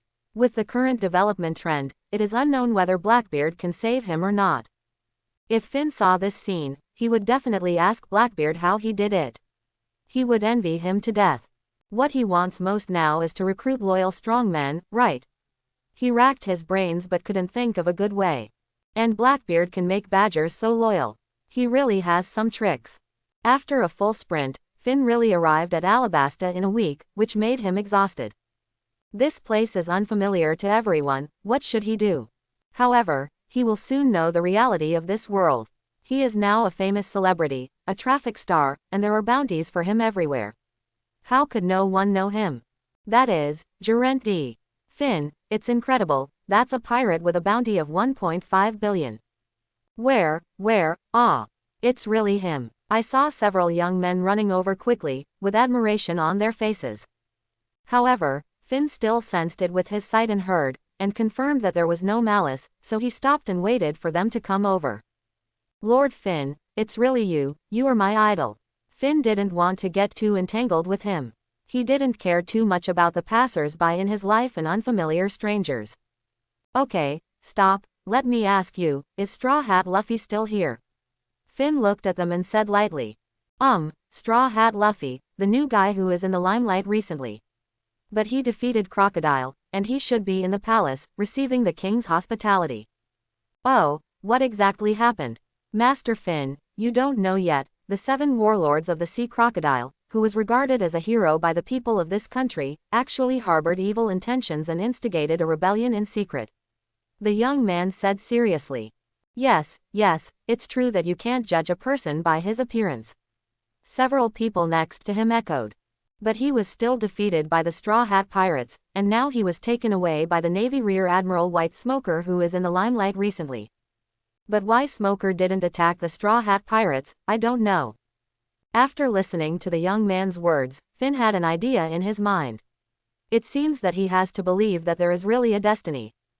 But he still wants to ask Luffy in detail how he defeated Crocodile who possessed the sand fruit in this country. Is it really luck? But at this time, he should find Luffy as soon as possible. How do we find the Straw Hats?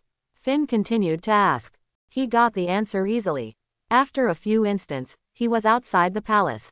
With the perception of observation hockey, he easily found Luffy and his crew. Finn, is it really you? Did you come to see me specially?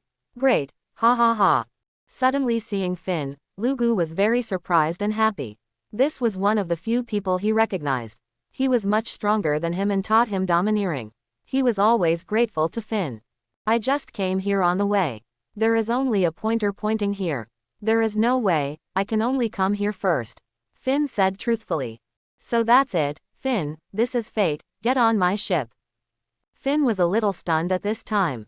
Is this a joke? Can Luffy say such a foolish thing? But he still said mercilessly, I don't want a captain who can't beat the crew. Luffy was speechless and furious, and was about to challenge. If he hadn't been stopped in time, he would have been beaten again. Fortunately, he had a big heart and forgot about it in a few minutes.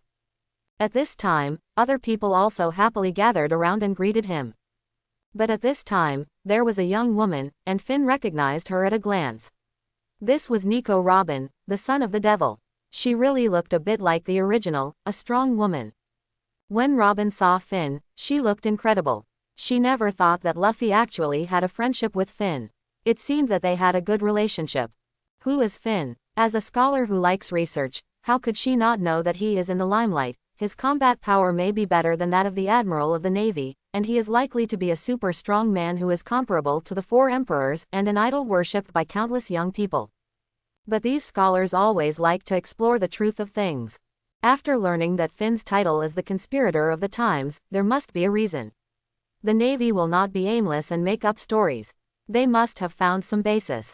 She was also very curious about what kind of ambition was worthy of the title of the era conspirator. But he and Finn were not so close, so how could he ask such a question? So he just stared at Finn with curiosity. Oh, it seems that this lady is curious about me. Can I ask why? Finn said with a smile. Finn, this is Robin, our archaeologist. Luffy introduced happily. Oh, you have found a reliable partner again. You are amazing. I envy you. Finn was not lying at all. He was really envious.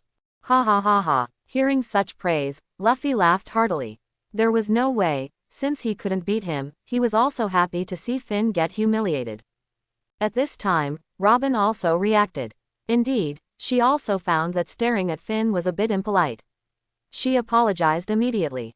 Sorry, I'm curious, Mr. Finn, the era conspirator, 1.5 billion bounty, what's the matter? I see, but I don't know either. You have to ask the Navy. I don't even have a ship yet. Finn certainly wouldn't answer truthfully, but just perfunctorily. By the way, Finn, did you help Ace? Luffy asked curiously. Not really, he just woke up by himself. How come you guys have become so strong? But who is stronger between you and Ace? He. You probably don't know that I knocked him out with one punch. Ah, you didn't lie to me. Luffy asked in surprise. How strong is Ace? He watched the live broadcast. He tied with Kizaru. He is a Navy admiral. He was indeed a little skeptical of Finn's words at this time. Why do you think I was wanted? It was because of Ace's trouble.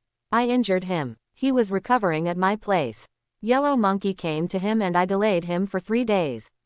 Otherwise, he would not be a match for Yellow Monkey. Is that so? He. Thank you. Now that I'm wanted, all kinds of ghosts and monsters have emerged. Along the way, I met many pirate gangs who want my head. Ah, are you okay? What can I do? You dare to attack me and blow me up. You don't know my style, do you? Ha. At this time, Luffy's smile was very forced. How could he know Finn's style? He always thought Finn was a good person to talk to. After all, they did get along well. That's right. Finn really knew that Luffy would not harm him and could bring laughter to people, so he treated Luffy sincerely. As for the other people, he didn't know what their purpose was, so how could he be open and honest with them? If he was so easy to show favor to others, he might be sold out one day. Therefore, it was not easy to gain Finn's friendship. Luffy, where's Chopper? I have something to do with him. Finn glanced around and didn't see Chopper. How did you know about Chopper? Luffy asked curiously. Finn realized that he had let the cat out of the bag and immediately lied. You know I was on Drum Island. I've spent so much time there. How could I not have seen the best doctor? Ha, that's how it is. Luffy then took Finn to find Chopper. Chopper, this is Finn, I told you about it before. Don't you admire him very much? Chopper was also surprised at this time. Chopper, I want to ask you something. Do you know about bloodline factors? Finn asked Chopper directly. Although he knew that there was a high probability that he didn't have any, he still wanted to confirm it. What bloodline factor? I've never heard of it. Chopper said with a puzzled look on his face. Oh, that's okay, don't worry about it. I want to see the Kung Fu Manatee, can you take me there? Okay, no problem. At this time, on the beach by the sea, a group of cute animals with turtle shells on their backs were practicing boxing in unison. This scene stunned Finn. They were really Kung Fu enthusiasts. The more Finn looked, the more satisfied he was. He couldn't help but think in his heart. It's really strange. Such cute pets should follow me. Sorry, I like them, and I have to think of a way to trick a few of them over. Seeing Chopper coming over with Finn, the Kung Fu Manatee immediately stopped practicing boxing and looked over curiously. When they saw Finn, the Kung Fu Manatee were all shocked and extremely scared. Finn's physique really scared them. It contained terrifying power, making them as animals particularly sensitive. If they hadn't seen that Chopper brought them here, they might have run away long ago. This is the nature of animals to seek benefits and avoid harm. Seeing this scene, Finn was even more satisfied. Isn't this the natural observation color? However, the sixth sense of animals is naturally stronger than that of humans. He guessed that it might be a simple mind. Chopper, who did you bring? How come he is so big? The leader of the Kung Fu Manatees knew Chopper, so he asked Chopper. This is Geraint D. Finn, don't worry, Brother Finn will not hurt you. He is a friend. Chopper patiently comforted. These Kung Fu Manatees are relatively simple-minded and are more likely to believe in their friends. When they heard Chopper say this, they were relieved. Oh, what are you doing here? Brother Finn wants to come and see, Chopper explained, and turned to Finn and said. Brother Finn, do you have anything to say to them? At this time, Finn was a little embarrassed. How should he start? Why don't these little guys challenge him? This is not the script he wants. What went wrong? Finn was a little embarrassed. He couldn't say that he wanted to defeat them and trick them into following him. He could only continue to talk nonsense. Ha, I just want to see these little guys who like Kung Fu. It's just curiosity. After Chopper's retelling, Kung Fu Manatee was completely relieved and really felt that Finn had no ill intentions. Finn suddenly had an idea. You don't want to challenge me, right? Then I'll take the initiative to show it. I'll see if I can fool you. Chopper, tell me and ask them if they want to see my kung fu. As expected of a kung fu fanatic, when they heard that Finn was going to show his kung fu, their eyes were shining. A group of little guys nodded wildly. Seeing this, Finn was quite satisfied and a little proud grew in his heart. He began to think about how to be fancy, gorgeous, and powerful, to show his strong strength and high-class style. Then, Shenwu body second style gun god, the whole arm was wrapped with domineering, like a gun barrel. Finn secretly glanced at the group of little guys, each of them opened their mouths, looking surprised, thinking that the effect was not bad, he was very satisfied. Finn pointed the gun, and the tip of his finger pointed out, like a machine gun shooting, bullets and rain, instantly piercing the entire stone wall in the distance, leaving clear bullet holes. At this time, the Kung Fu manatees were stunned and looked surprised. They had never seen such an attack method, so powerful. In their young hearts, they thought that only fists and feet were Kung Fu. This did not open up the pattern at once. This scene, Finn saw it in his eyes, the effect was good, he was very satisfied, but this was just the beginning, he couldn't stand it, that was not okay. The air spike was launched, and in an instant, a gully 100 meters long and 5 meters deep appeared on the ground in the distance. The huge rock was also cut into 2 pieces in an instant. At this time, it was not only the Kung Fu manatee who was stunned. Chopper had never seen such an attack before. He was also panicked and speechless. Finn took a sneak peek and felt a little more secretly happy. What's wrong? You don't think this is all I have, right? He, that won't work. You know, surprises should be put at the end. Direct maximum equivalent, cannon punch wave pulse. The entire rock wall 100 meters high in the distance was instantly smashed to pieces, and dust was everywhere. A group of cute pets couldn't close their mouths at this time. They opened their mouths wide and looked terrified. They were obviously frightened. The scene was very exciting. Finn saw it and was very satisfied. It seems that the effect exceeded expectations. Well, it's good. It seems that there is a chance. But before Finn could think of the next words, all these Kung Fu manatees couldn't wait to become his disciples. In fact, what Finn showed was too much for these Kung Fu fanatics. Kung Fu manatee is not just a name, but also a hobby of these little guys. Chopper wanted to explain to him what Kung Fu manatee meant, but Finn had already understood it through his observation. Chopper, I can understand what they say, no need to explain it to me. But they can't understand what I say, so I still need you to convey it to me. Well, how can you understand their language, Brother Finn? What's going on? Chopper asked curiously. It's no big deal, it's just observation. Doesn't your captain know it too? Finn responded lightly. Of course, it's not that simple. Invisible pretense is the most deadly. Ah, Luffy can do it too.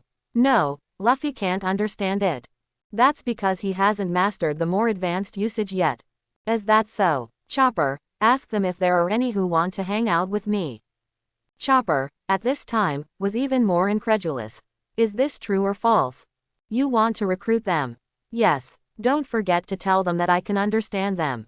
After Chopper's explanation, all the Kung Fu manatees gathered around enthusiastically, all wanting to follow Finn. But Finn didn't want to take so many with him. If he took them all away, it would be a mess wherever he went, and he didn't want to change the tribe of this lovely race. If he took them all away, wouldn't they be extinct in Alabasta? He couldn't do such a thing. After thinking for a while, Finn explained to Chopper again. He said that he would select 10 young warriors. The rest would stay. And he asked Chopper to tell them that going to sea is a training for young people, and the older ones have to protect the tribe. This is obviously fooling them. Then, under Chopper's friendly communication, they finally elected 10 stronger little guys and followed Finn and Chopper. While Luffy was recovering from his injury, Finn also took Chopper and the Kung Fu manatees to conduct tacit cooperation training. Although he could understand what they said, he couldn't convey his words. There was no other way. He spent 3 extra days to let these cute pets recognize his commands and communicate simply. Finn also had a simple understanding of the strength of these subordinates. Not bad, they were all at the level of Marine Lieutenant Commander, no wonder they could beat Usopp. Their strength was more dependent on the physical strength of the animals themselves. As for whether the skills they practiced were really useful, Finn still thought they were useless and just empty talk. Finn was also quite curious about the matter of Alabasta. How did Luffy beat Crocodile? This guy's sand fruit is very strong in this country. However, it was really so dramatic. Although Luffy was domineering, he couldn't beat Crocodile at all. In the end, he relied on water to make the sand visible, and accidentally defeated Crocodile. As Luffy recovered from his injury and started the next adventure, Finn did not choose to follow him and stayed in this country for the time being. He knew Luffy's route. The next stop was Sky Island, but it was meaningless for him to go to Sky Island. Sky Island just had a piece of historical text, and he didn't want it. He was not a hot-blooded pirate chasing One Piece. He was with 10 cute little brothers at this time, so he had to plan well. The next stage of the itinerary, as well as the growth of the little brother's strength, also had to be arranged well. After all, this was his basic base. In fact, it was not that Finn was in a hurry, but at this point, the energy accumulation for the next transformation was far away. It was impossible to transform his qualifications in the short term, and his strength had already entered a bottleneck period. Since the problem of strength growth could not be solved in a short time, he could only practice and train with his 10 cute pets every day. But he found that he had nothing to teach them. What he knew were all high-end things, such as life return, armed color, observation color, and his divine body. It seemed that it could only be understood, not expressed in words. Anyway, he could not describe these skills in words. These things were not easy for human masters to learn, let alone these younger brothers who were inconvenient to communicate. The fact was so cruel that he could not teach. He was really as fierce as a tiger, but now he was still standing there. This made him lose face and was really depressed. How to teach the cultivation of armament hockey? Where can I find a systematic cultivation method? Instantly, he thought of the 9-Snake Island. In the original work, Luffy was sent here by Kuma, who wanted him to learn armament hockey here. It seems that the 9-Snake Island really has a way to pass on armament hockey, otherwise it is impossible for all members to use armament hockey. It seems that I have to go and see it.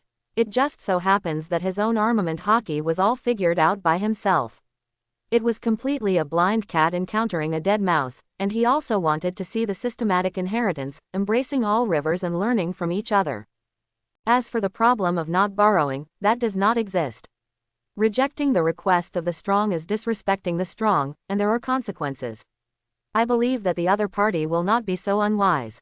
1,010,000 words, there is no way now. The 9 snakes are on the calm belt, there is no record pointer, and they can't get through. Especially now that he has no pointers and can't go anywhere. Just when Finn was still thinking about these, Akainu had already come to the door. Although the Navy has issued a bounty for Finn, it is nothing to the strong in this world. If there is no bounty order for those who are famous in the sea, it is another identity card of the strong. Before the strong have fought, no one will submit to the other. When they are together, isn't it this thing that they compete? But if the Navy really does not talk about martial ethics and launches sieges, absolute killings, and demon-killing orders, it will be a fight to the death. Only when one side is dead can the matter be resolved. So the Navy usually does this, either with full confidence or without other choices. Obviously, Finn is far from paying this much attention to the Navy. Zhang is also worried that if the beheading action fails to kill Finn, he will be retaliated infinitely. Therefore, he did not take such extreme actions. The risk is too great, and the consequences of failure are unimaginable. Send Akainu alone with his subordinates to attack Finn. He wants Akainu to test Finn's strength. If he can capture him directly, it will be the best. He still recognizes Akainu's strength. In this way, even if the action fails, it will not cause too much backlash. After all, this is not so despicable, but a one-on-one sacred duel. Finn can't just start a massacre without limit to vent his anger. This is also the usual way the Navy deals with such a difficult strongman, and the same is true for Hawkeye. The Navy is big and powerful, so it is easy to look ahead and behind when doing things. You can't ignore the consequences of failure. Gerent D. Finn. He has been offered a reward of 1.5 billion, but he is still so leisurely. It seems that he doesn't take our Navy seriously. Akainu shouted to Finn. Oh, Admiral Akainu, you have heard me this time. There are so many pirates who are not afraid of death on this sea. It's annoying. Look, For safety reasons, I found some bodyguards. Finn said to Akainu, he pointed to the cute pet squad next to him. Akainu was a little confused for a moment, and he didn't understand what Finn meant by this wave of operations. It shouldn't be to tease him. After thinking carefully, he could only conclude that it should be the fact. I see, a very good partner, otherwise you should stay in the city of Push, so as not to harm them. You dare to say that you came alone, Mr. Jackpot? Finn said to Akainu with some indifference. He didn't think Akainu could beat him at this time, but he had to do it to know the specifics. After all, it was difficult to say whether the strength on paper would win. It's really arrogant. Seeing Finn underestimate him like this, Akainu also got angry instantly. Who is he, and when has he suffered this anger? Finn was also worried. He scanned everywhere with his observation hockey and found that only Akainu came. For a while, he was a little confused. What medicine was sold in the gourd? He had never expected that his strength was too strong, and the Navy was afraid to attack him, fearing that he would run away and retaliate. So they only sent Akainu. It seems that you must fight me today to see who wins or loses. Finn continued. HMPH, do you think you can run away? Oh, it seems that the Admiral is very confident of his own strength. In this case, I will accompany you for a few moves. You guys stay away. It's best to hide in the sea. This guy is magma, it will roast you. Regardless of whether Kung Fu Manatee understood or not, Finn said a lot. Then he pointed to the distance, and it was the constant inquiries of the cute pets that made them understand what he meant. There was no way he could understand, but his men couldn't understand him. This is the only way to do it first. Keeping him as a pet may save his life at a critical moment. Come on, let me see the strength of the Admiral. Finn took Akainu directly to the desert. After all, it is easy for strong men of their level to fight and cause great damage. Akainu was also furious at this time. He was underestimated by Finn. How could a young man tolerate this? He followed him directly, just wanting to fight. Finn had no prejudice against Akainu, and he came to him just because he thought it was his duty. This was the first time they faced each other, and they had never had any secret confrontations or grudges. Now they were standing on opposite sides, purely because of their different positions. Akainu's character was developed during his growth process, and Finn did not think he was qualified to judge. Don't persuade others to do good without experiencing their suffering. Finn knew that his existence had already affected the actions of the Navy and was seen as a provocation to this behemoth. If the Navy did not do anything, it would be considered a sign of weakness. In this world, only with strong military force can the organization have cohesion, otherwise people's hearts would be unstable. So even though Zhongguo knew that Finn was difficult to deal with, he still wanted to offer a reward. The reason was to show the Navy's determination, military force and bottom line. Otherwise, who would take the Navy seriously in the end if everyone followed suit? If Zhongguo did not order action, he would most likely be considered indecisive and not decisive enough by his subordinates, and then lose confidence in him, and his position as marshal might be shaken. As an important force to maintain the stability of the entire Grand Navigation and the Four Seas, Finn also recognizes his role. Without the suppression of the Navy, the world would have long been reduced to a slaughterhouse for the strong. In a world without order, there will be burning, killing, looting, and human tragedies everywhere. Ambitious people will come one after another. Otherwise, how can there be heroes in troubled times? Of course, understanding is one thing, and respecting or not abiding is another. If you come to this world, you have to be trapped in the rules of others, then what is the point of his hard-trained strength? For the so-called overall situation, swallowing the rules of others. This is not his current character. Can't the peak force make him think clearly and live a smooth life? Although he is already stuck in the mud, who doesn't yearn to go with the flow at the beginning of life? So facing Akainu at this time, he has no personal grudges, but just treats it as a challenge from the strong. Akainu will not let go, and neither will he. No matter what worldview, values, and growth experience Akainu has, these have nothing to do with Finn.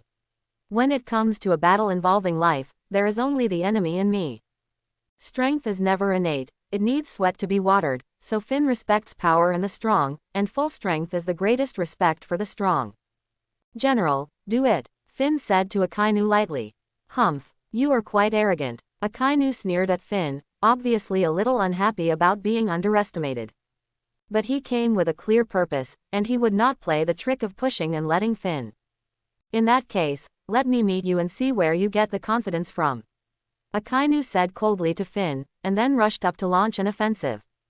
Hell dog. He started his ultimate move right away, without mercy, just a pure will to knock down the person in front of him.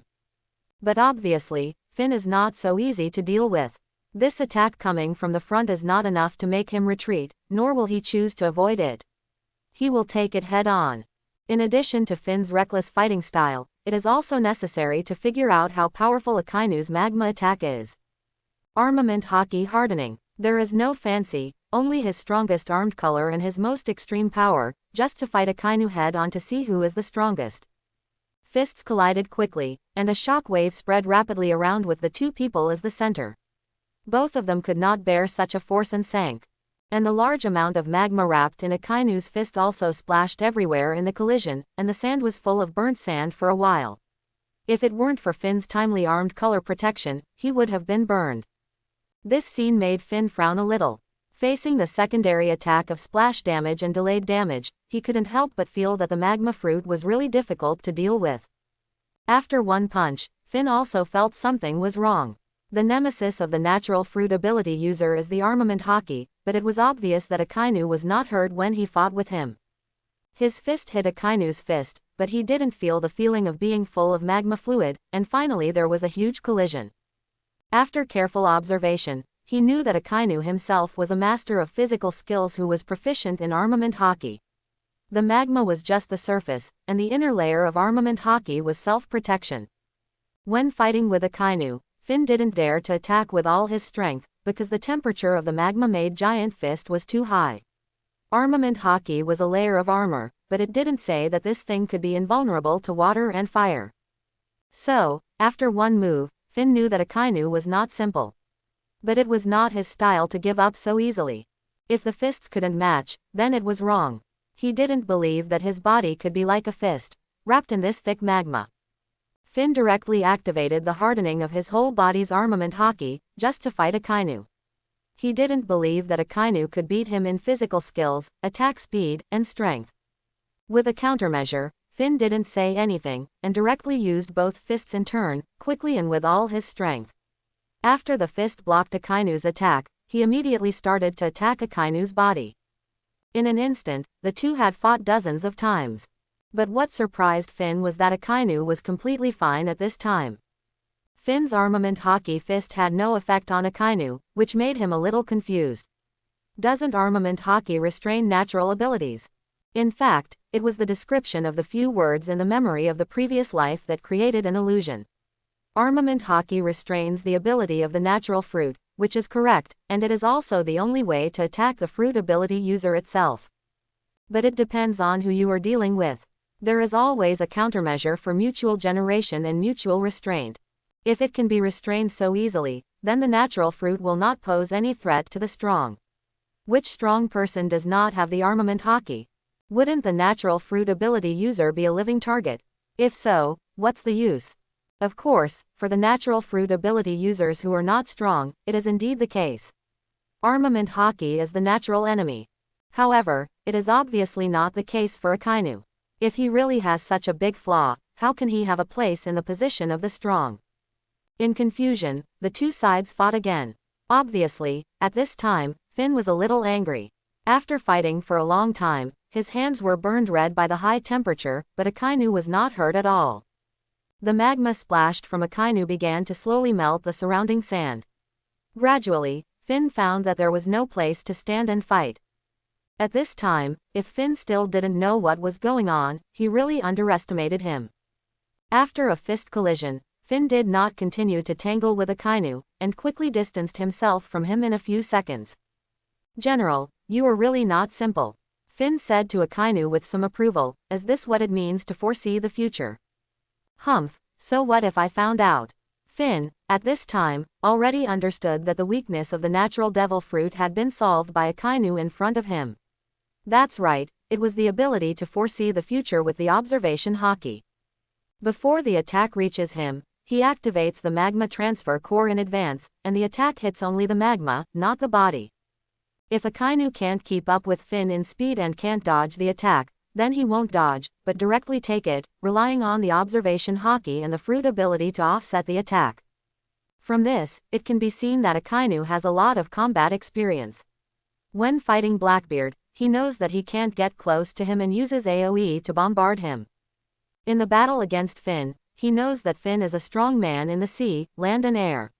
His range attacks such as magma volcano and big fire breathing are useless and too slow. Finn can easily dodge them. So, he directly chooses to fight Finn in hand-to-hand combat.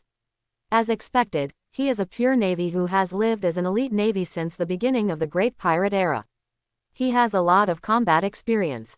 Oh, it seems that you still want to use this trick to defeat me, right? You think it's too simple.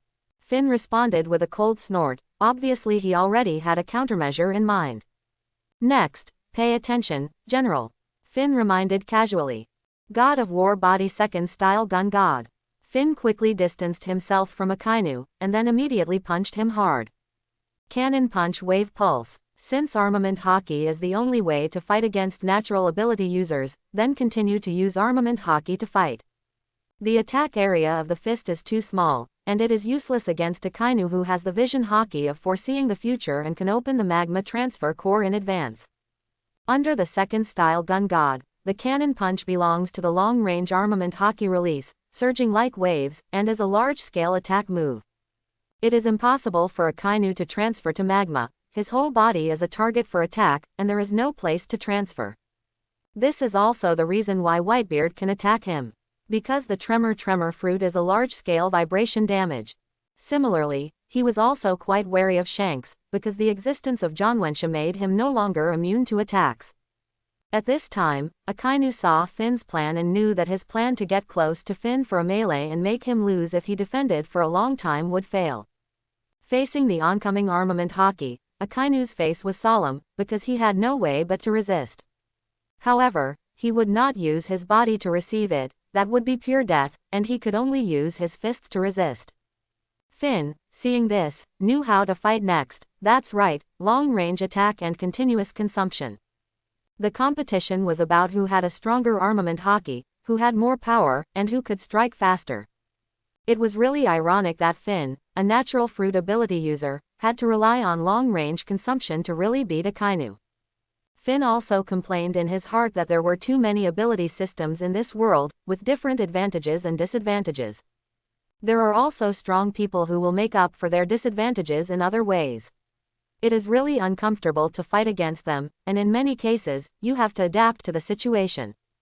If it were all strength, domineering, and hard confrontation, wouldn't his strength be obvious at a glance? Unfortunately, it is not a system of power. It is difficult to have a unified distinction between strong and weak. But at this time, Finn has obviously found a way, which is to keep distance from Akainu and use cannon punches to consume. Akainu can only take it hard. He can't avoid a large-scale attack. If this can be avoided, then Finn doesn't need to fight, just run away. Of course, Akainu also knows that Finn has found a way to restrain him and wants to kite him and wear him out. As a real strong man, he will not complain about the enemy's meanness. This is not his style. Besides, Finn just used a fighting method that is beneficial to him. Now the battle is just back to the starting point. It is not certain who will win or lose. Since Akainu knew Finn's plan, how could he let Finn get what he wanted? Meteor volcano. Looking at the magma falling from the sky, Finn also knew Akainu's plan, which was to limit his dodging space. He couldn't use long-range attacks so smoothly. But this was not a problem. How could the magma that fell so slowly from the sky hit Finn? Under the perception of the observation color, it was easily dodged. However, after the magma landed, it actually caused the assimilation of the desert, and the ground began to magma. However, Akainu was not at ease at this time. Under Finn's multiple full-strength cannon punch attacks, his arms were beaten and began to tremble. Obviously, in the confrontation between the armed color and the power, he was no match for Finn at all.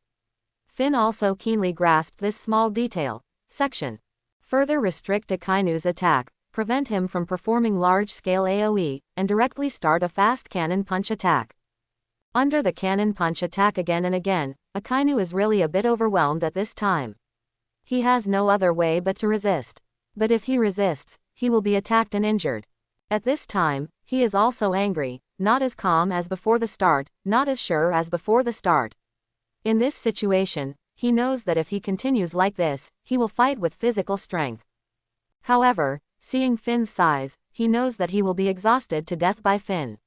He doesn't think that Finn's meat is fat, and he will definitely not be exhausted. At this time, Akainu is really in trouble, and he can't help but get a little anxious. It's really that Finn's fighting style and such an ability to release armed color are too abnormal. There are not many people who can do it on the sea. Finn grasped this detail of Akainu and did not continue to use cannon punch attack, but directly started the third style Fallen Angel. This transformation didn't do anything to Akainu, but it made his 10 crew members stare at him. It was so cool. As for why he gave up his advantage, because Finn himself couldn't foresee the future, so he wanted to confirm how much this ability had to do with emotions. Under the Fallen Angel, the wings vibrated quickly, and Finn instantly appeared in front of Akainu. For a moment, Akainu didn't seem to react. Cannon punch. Finn hit Akainu's chest with all his strength, but he didn't have time to magma to avoid damage, and was directly hit on his body. Although Akainu also had a strong armed color defense, he was no match for Finn. He was punched and flew 100 meters away.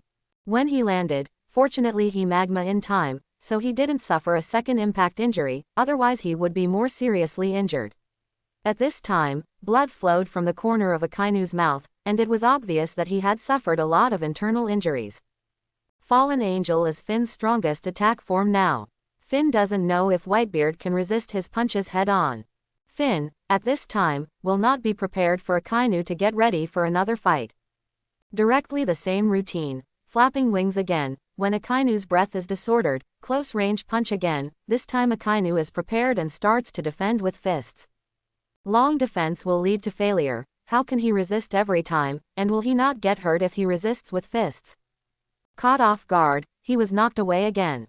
But Finn didn't intend to hold back, and directly caught up, in the air, constantly firing punches left and right. In a breath, Akainu's whole body has been injured to varying degrees, and he is in great pain, and he has no way out. Now his breath is disordered, and he can't foresee such a swift attack. For Finn, he is completely a living target. Finn doesn't intend to delay any longer. Fallen Angel Gear 2. Another classic high-low scene, full-strength Ryuzakura punches. Akainu did not give up resistance, but used his hands to resist, but under Finn's full-strength attack at this time, his arms were broken instantly.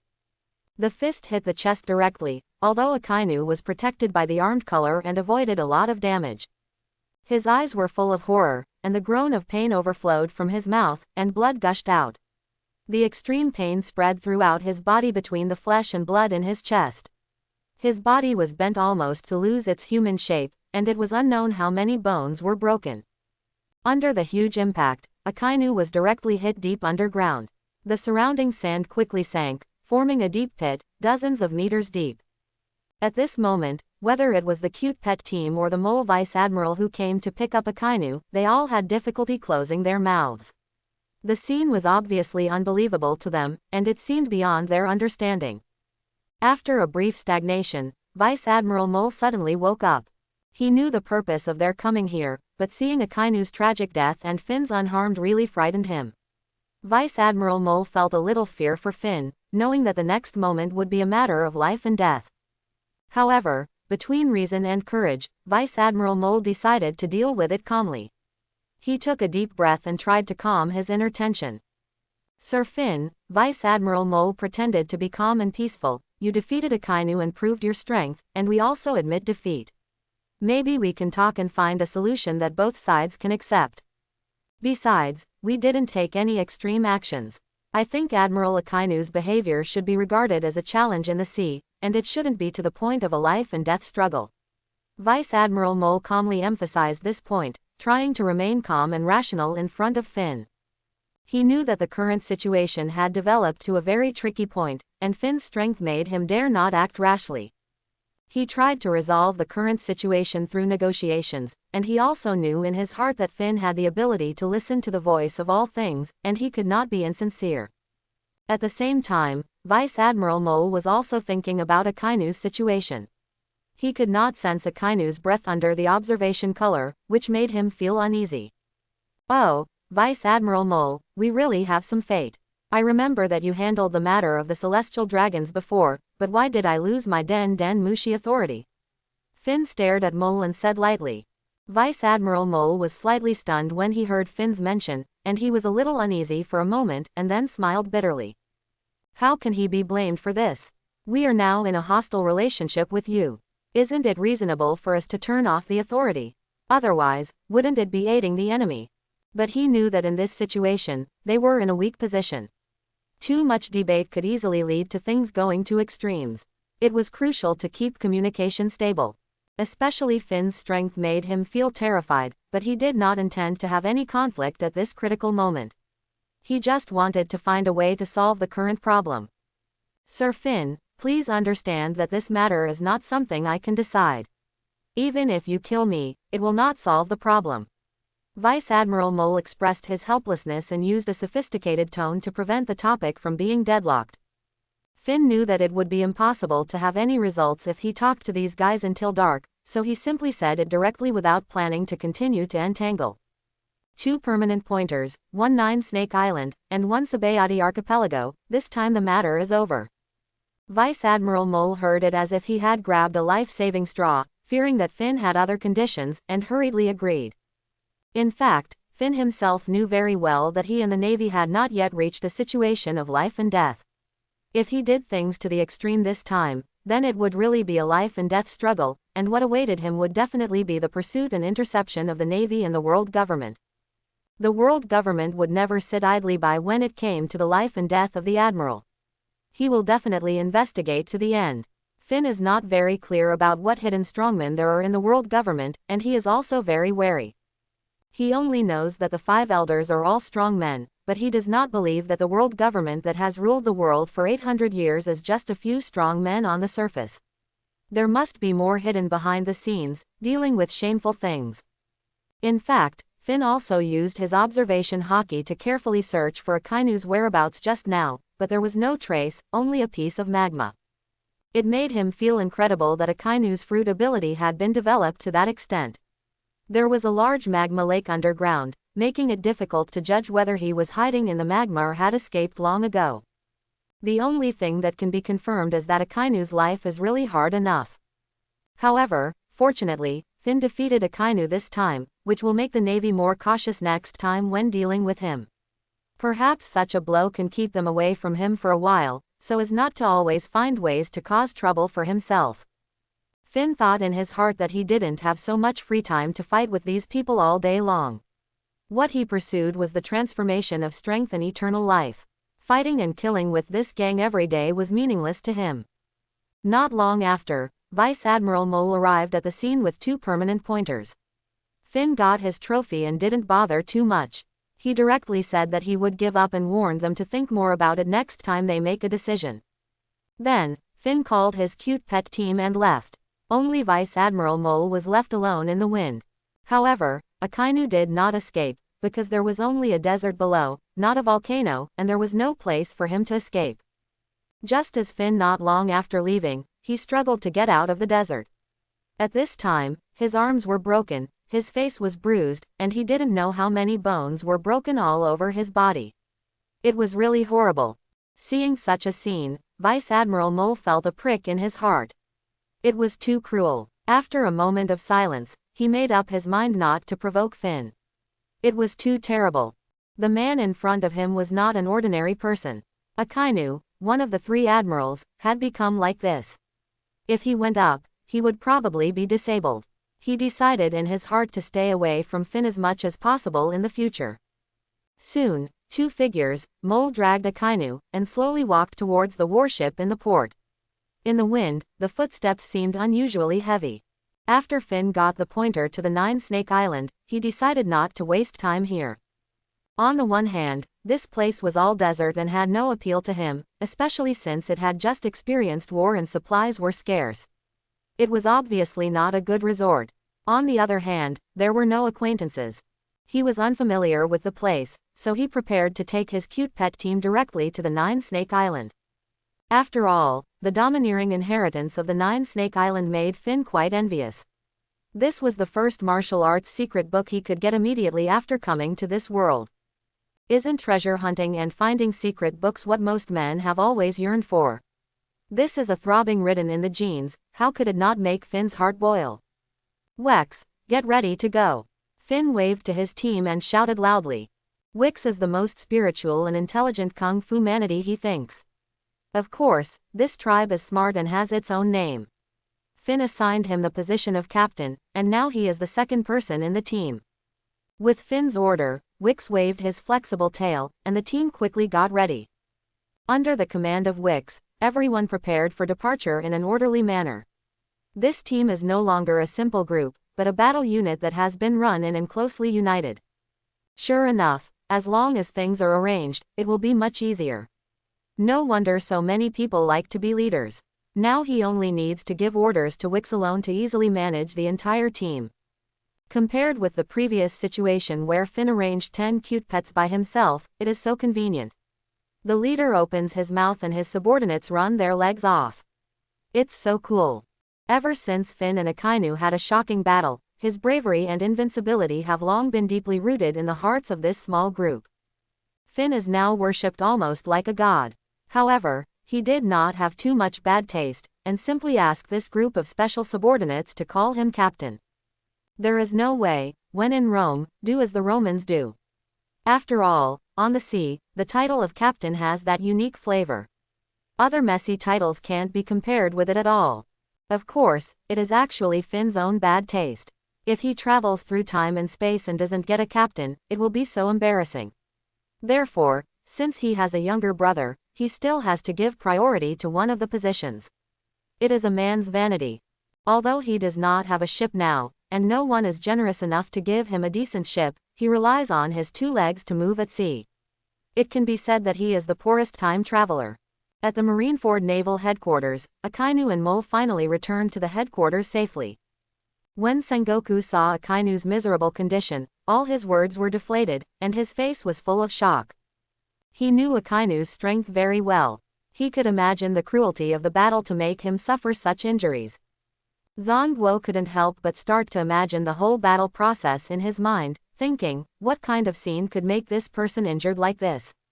What is going on? Zongguo asked after thinking for a while, trying to sort out his thoughts. The mole lowered his head and said nothing, his eyes briefly swept across Akainu's face. Akainu didn't say anything, how could he dare to say anything casually? Akainu was silent for a while, with a helpless and tired expression on his face. He really didn't have the face to say it out loud. He was crushed throughout the whole process and was seriously injured in a short time. Zongguo looked at it and knew that he definitely didn't have the face to say it out loud, but this matter was obviously very important, and finally broke the silence. We need to know in detail what happened and what kind of strength Finn has. This is very important to us. Fortunately, Akainu still knew the seriousness of the matter and reported his unbearable battle in detail. Talking and enduring at the same time, it was really a bit like rubbing salt into his wounds again, which really made him feel aggrieved. Soon, Akainu finished speaking, and Sengoku fell silent. This was completely beyond his expectations, as Finn's strength was far beyond his imagination. Without showing the domineering haki, he was able to crush Akainu with just the armament haki, and he was unharmed throughout the whole process. What kind of strength was this? It was a bit difficult for him to understand. However, Sengoku at least knew that it was now extremely difficult to deal with Finn, at least they could not find an effective countermeasure at the moment.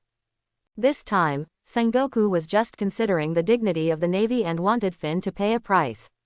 He did not make a big fuss, but only sent Akainu to try to capture him. He did not expect too much success. If he could find out Finn's strength, it would mean the success of the operation. Then, they could further plan their strategy for Finn. However, the price of love was more tragic than he expected, almost crippling a general. This made Sengoku realize that he needed to suspend the plan immediately and not act rashly anymore. Garp, how strong do you think Finn is now? Sengoku hesitated, but still asked Garp, because they were both pure physical masters, and Garp had more say in this. His strength. Garp looked at the sea in the distance, not knowing if he was recalling something, his eyebrows slightly raised, and his face could not hide the strange smile. The details are unknown, but from the level of skill development, the practice of life return is already on par with rocks. It turned out that Garp was just recalling the scene when he fought against rocks in the Valley of the Gods. The most glorious moment in his life, the battle that laid the foundation for the fame of the Navy hero. Hey, okay, vanity of men, it's time, and they are still here to cheer themselves up. But judging from Akainu's report this time, he is at least an emperor-level fighter. I don't think I need to say more about Akainu's strength, Garp said very seriously. But there is one thing. Does Finn have the Conqueror's Haki? Or has no one been able to force him to use the Conqueror's Haki so far? If that's the case, it's terrible. And I really don't know how he trained. He's only 20 years old. This is the most difficult physical skill to break through. Obviously, this matter has touched their knowledge blind spots. Sengoku had no doubts about Garp's answer. Akainu's miserable condition was right in front of him, and Garp was also the person he thought had the most insights in physical skills. So, he could only give up and put Finn's matter aside for the time being. He really couldn't handle it, and it wasn't time to deal with it, so he said, out of sight, out of mind. And ordered not to bother Finn again. Of course, his set was completely unnecessary. Others didn't have time to hide, so who dared to be stubborn and risk their lives? It seems that the Nine-Snake Island is ahead. Is it the legendary Kingdom of Daughters? It's really exciting, but it seems that this country is a nation of warriors who advocate strength. Will they all be muscle Barbies? Yes, it was Finn who was thinking about it here at this time. He took his cute pet team and finally found this isolated legendary island in the doldrums after more than half a month of long-distance raids on the sea. After more than half a month, these young manatees with good physical fitness complained that they had no time to rest at all and were too tired from traveling every day. Captain, why did we run so far to come here? Wix asked in confusion. Hearing this, Finn was in a dilemma for a while, thinking about how to explain it. After thinking for a long time, he found that he couldn't tell them the reason with simple gestures, so he gave up this plan. He could only pretend to be unfathomable and smile mysteriously. He gently patted their heads to comfort these exhausted little guys. Otherwise, Finn really needs to explain that the purpose of coming here is to let you learn hockey. He also needs to explain what hockey is, but he himself can't explain it clearly. So Finn simply didn't bother to explain, staring at the Nine-Snake Island not far away, and fell into thought. It seems that this Nine-Snake Island has an absolute rule of male ban for hundreds of years. Once a man enters this place, the end is to be eliminated. It is very hostile to men, and the social system is indeed a bit backward. It seems that they don't even understand the ability of devil fruits, and they regard the ability of snake fruit as a witch's curse. It seems that this place is really closed to information. If you go there like this, you may be directly attacked and cause a conflict. Thinking of this, Finn had to carefully consider the next action. After all, he didn't come here to fight, let alone to make enemies. To put it bluntly, he came to ask for help. If a conflict occurs, how can he ask for help? Besides, this place is protected by Rayleigh. He is also thinking about asking Rayleigh for advice on the domineering hockey. If the relationship is ruined because of this, it will be more trouble than gain. How can he ask for advice then? So, he is thinking about how to open the situation correctly, enter the Nine-Snake Island smoothly, and successfully learn the training method of armament hockey. Of course, it would be great if he could let these little brothers learn it.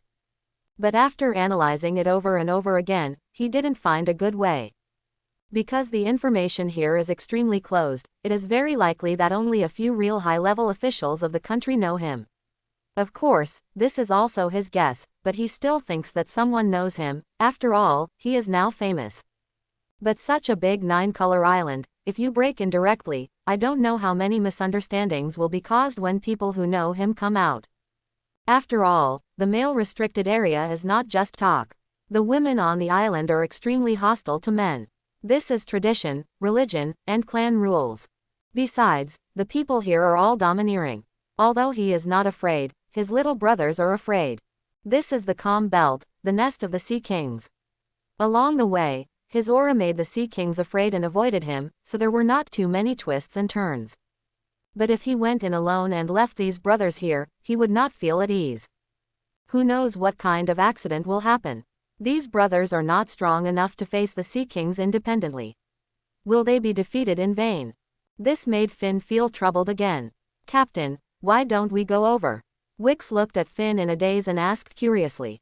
Finn couldn't explain it clearly. This was a bit complicated. He didn't answer. He just gently touched Wix's little head and didn't say anything. Wix was also very smart. He knew that Finn must have his own ideas and didn't bother him too much. Forget it, let's just go over there and negotiate. We can't just sit here and do nothing. Sisters, come and see, what is that? At this time, the guards at the fortress at the entrance of Nine Snake Island found Finn's traces and shouted loudly because they were too surprised. After hearing the shouts, the female warriors quickly rushed to the wall of the fortress and looked in the direction pointed by the guards. The scene in front of them really shocked them. They had never seen this on the island for many years. It was simply refreshing their horizons. They all had unbelievable expressions on their faces. Is that really a person, walking, on the sea? But how can a person walk on the sea? What are those behind him? Are they manatees? A group of young female warriors chattered and shouted incoherently. My own doubts. However, there are still smart people here and now. This is Kikyo, the national warrior of Nine Snake Island.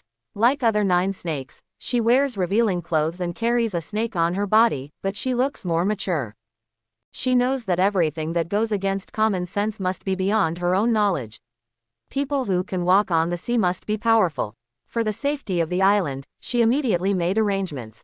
Daisy, quickly inform Lady Snake of this incident. Yes, soon, Finn had arrived not far from the fortress. At this time, the female warriors on duty really saw the appearance of the newcomer. The iron-like body, the tall, strong, and bursting muscles, the bronze-healthy skin, the masculine aura is about to come out. Especially the dark fire-colored flame cloud on his body makes his temperament more mysterious.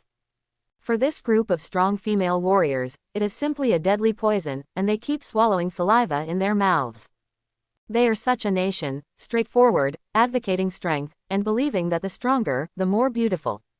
Finn's body shape is indeed very suitable for their aesthetics. Finn also discovered this at this time, which really made him a little embarrassed. He was using this to test the cadres, right? However, Finn just glanced at it and was not very interested, because the women here are all muscle Barbie, extremely strong, a real fighting nation, and all of them are strong warriors. Each one is stronger than men. Of course, there are no men here, and women are used as men. Stop, who are you? Don't you know that this is Nine Snake Island? Men are not allowed to enter. The female warrior on duty showed her guarding duties at this time, and shouted loudly after seeing Finn. She also knew that Finn must be a strong man. Although she was not knowledgeable enough, she was not stupid. Being able to walk over from the sea in a swagger, any normal person would not think it was a simple thing, but this place is Nine Snake Island, their base camp, and their rules certainly need to be maintained. The reason why they didn't launch a direct attack was because they were too afraid of Finn. Gerent D. Finn, what are you doing here? You are not welcome here. Finn heard a light voice coming from a distance, and was a little surprised. He didn't expect that someone would recognize him so quickly.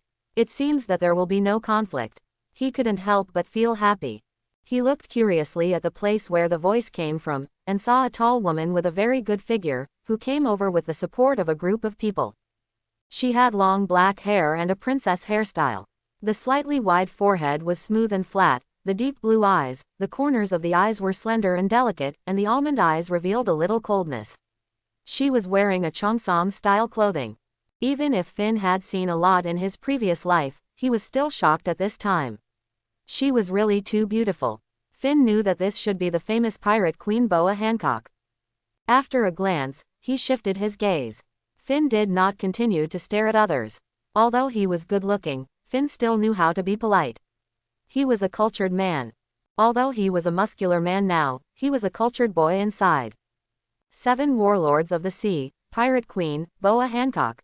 Oh, I didn't expect that the famous era conspirator, a big man with 1.5 billion, actually knew me and came here specifically. It seems that he had a purpose. Obviously no one was a fool.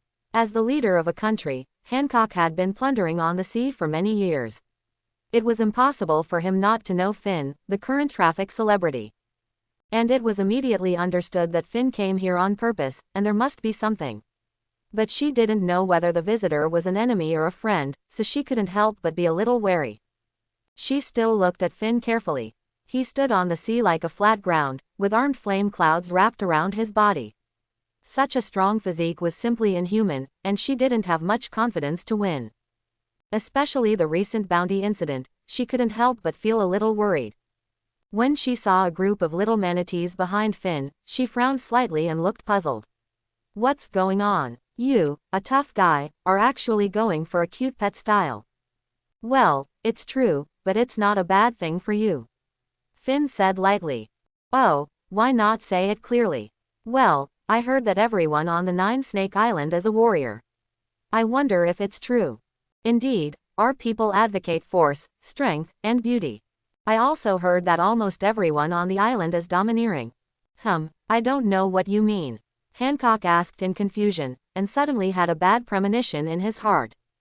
The atmosphere became a little tense for a while. Finn, seeing this, knew that there were some misunderstandings. After all, in the world of pirates, the strong usually rob things they like. When he said this, it was obvious that he had set his eyes on the domineering inheritance of others. How could this group of pirates who have been robbing on the sea for many years not be alert? In fact, this is what they usually do. This time someone came to their place and wanted to do such a thing. How could the atmosphere not be tense all of a sudden? Don't get me wrong, I'm not here to rob you of anything. Finn explained hurriedly. After all, he was asking for help from others, and he couldn't let the relationship become too stiff. The Nine-Snake Island line involves a lot of people, and the relationship is very important. It is better to make friends. When the time comes to connect with Rayleigh, it will be more likely to play the favor card. Oh, then why did you come here? I don't think someone like you would come here in a hurry. Also, how do you have the pointer here? Hancock asked curiously. After all, the Nine-Snake Island is extremely closed, and it is not easy to enter and exit. What's the matter with this permanent pointer? Is the location of the Nine Snakes known to so many people? This is not a good thing. After all, they are all pirates. It is inevitable that they feel a little uncomfortable when their base camp is exposed and so many people know about it. The permanent pointer was given to me by the Navy. Finn said truthfully. The Navy gave it to you. Hancock was a little confused at this time. This guy had just been wanted for 1.5 billion. Why would the Navy give him something? For a moment, she was a little confused. Don't get me wrong, it's just a trophy. Seeing her puzzled face, Finn planned to tell her about it directly, on the one hand, to show his military strength, and on the other hand, to make him feel at ease about the pointer. Of course the Navy won't give it to me so easily. It's just that they defeated the Admiral and then threatened it. It's very simple, not that complicated. Hearing this, the group of people were shocked. Is it so fierce, threatening with the Admiral of the Navy? Hancock was even more vigilant at this time. As a famous strong man in the world, it must be that she is not like the residents of the island, who are blocked from information and have no idea about it. How could she not know how strong the Admiral of the Navy was? How could she not be afraid of the operation of exchanging the Admiral for the pointer? She couldn't help thinking that Finn must have a purpose in coming here. If a conflict broke out, Nine-Snake Island would suffer a huge loss, and it was not certain whether they could survive. Alas, as a pirate, the cognition is to fight and kill, rob, and the whole way of thinking is like this. The cognition is solidified, but fortunately Finn can't read minds, otherwise you would despise him. He is a civilized person, how can you look at him like this? He came with the purpose of friendly communication. Finn saw that the foreshadowing was almost done, and everything that should be shown had been shown. He believed that Hancock should be able to make a smart judgment, so he didn't intend to waste time and prepared to get straight to the point. I heard that there is a set of training methods for warriors on the island, which can help people master the armed color smoothly. It just so happens that my crew is still relatively weak, and I want them to join you to learn. Finn pointed to a group of kung fu manatees behind him. This made Hancock even more confused, and she thought she had heard it wrong. The crowd also had different expressions. What? We want to teach these animals to be domineering. Is this possible? Really, isn't this idea a bit naive? We have never done such a thing. Hancock calmed down and looked at Finn, wanting to know Finn's true intention. After looking for a long time, she came to no conclusion and looked at the kung fu manatee behind Finn. They all looked really energetic, but she didn't know how to answer for a while. How could they teach them? Wouldn't it be embarrassing? If you want to find fault, just say it clearly. Finn knew that he was indeed forcing others. So he spoke again. You don't have to feel pressured. My little brothers are very talented. Don't worry that they can't learn. Of course, it's their fault if they can't learn. Just teach them equally. Of course, you will gain my friendship. Hearing this, Hancock suddenly became energetic. The man in front of her was not an ordinary person. If they could really make friends, it would only benefit them, not harm them. So, after thinking about it, they agreed. Finn also had a little understanding. It seems that the so-called rules are just used to restrain the weak. The strong are the rules themselves. I hope everyone will support it and subscribe more.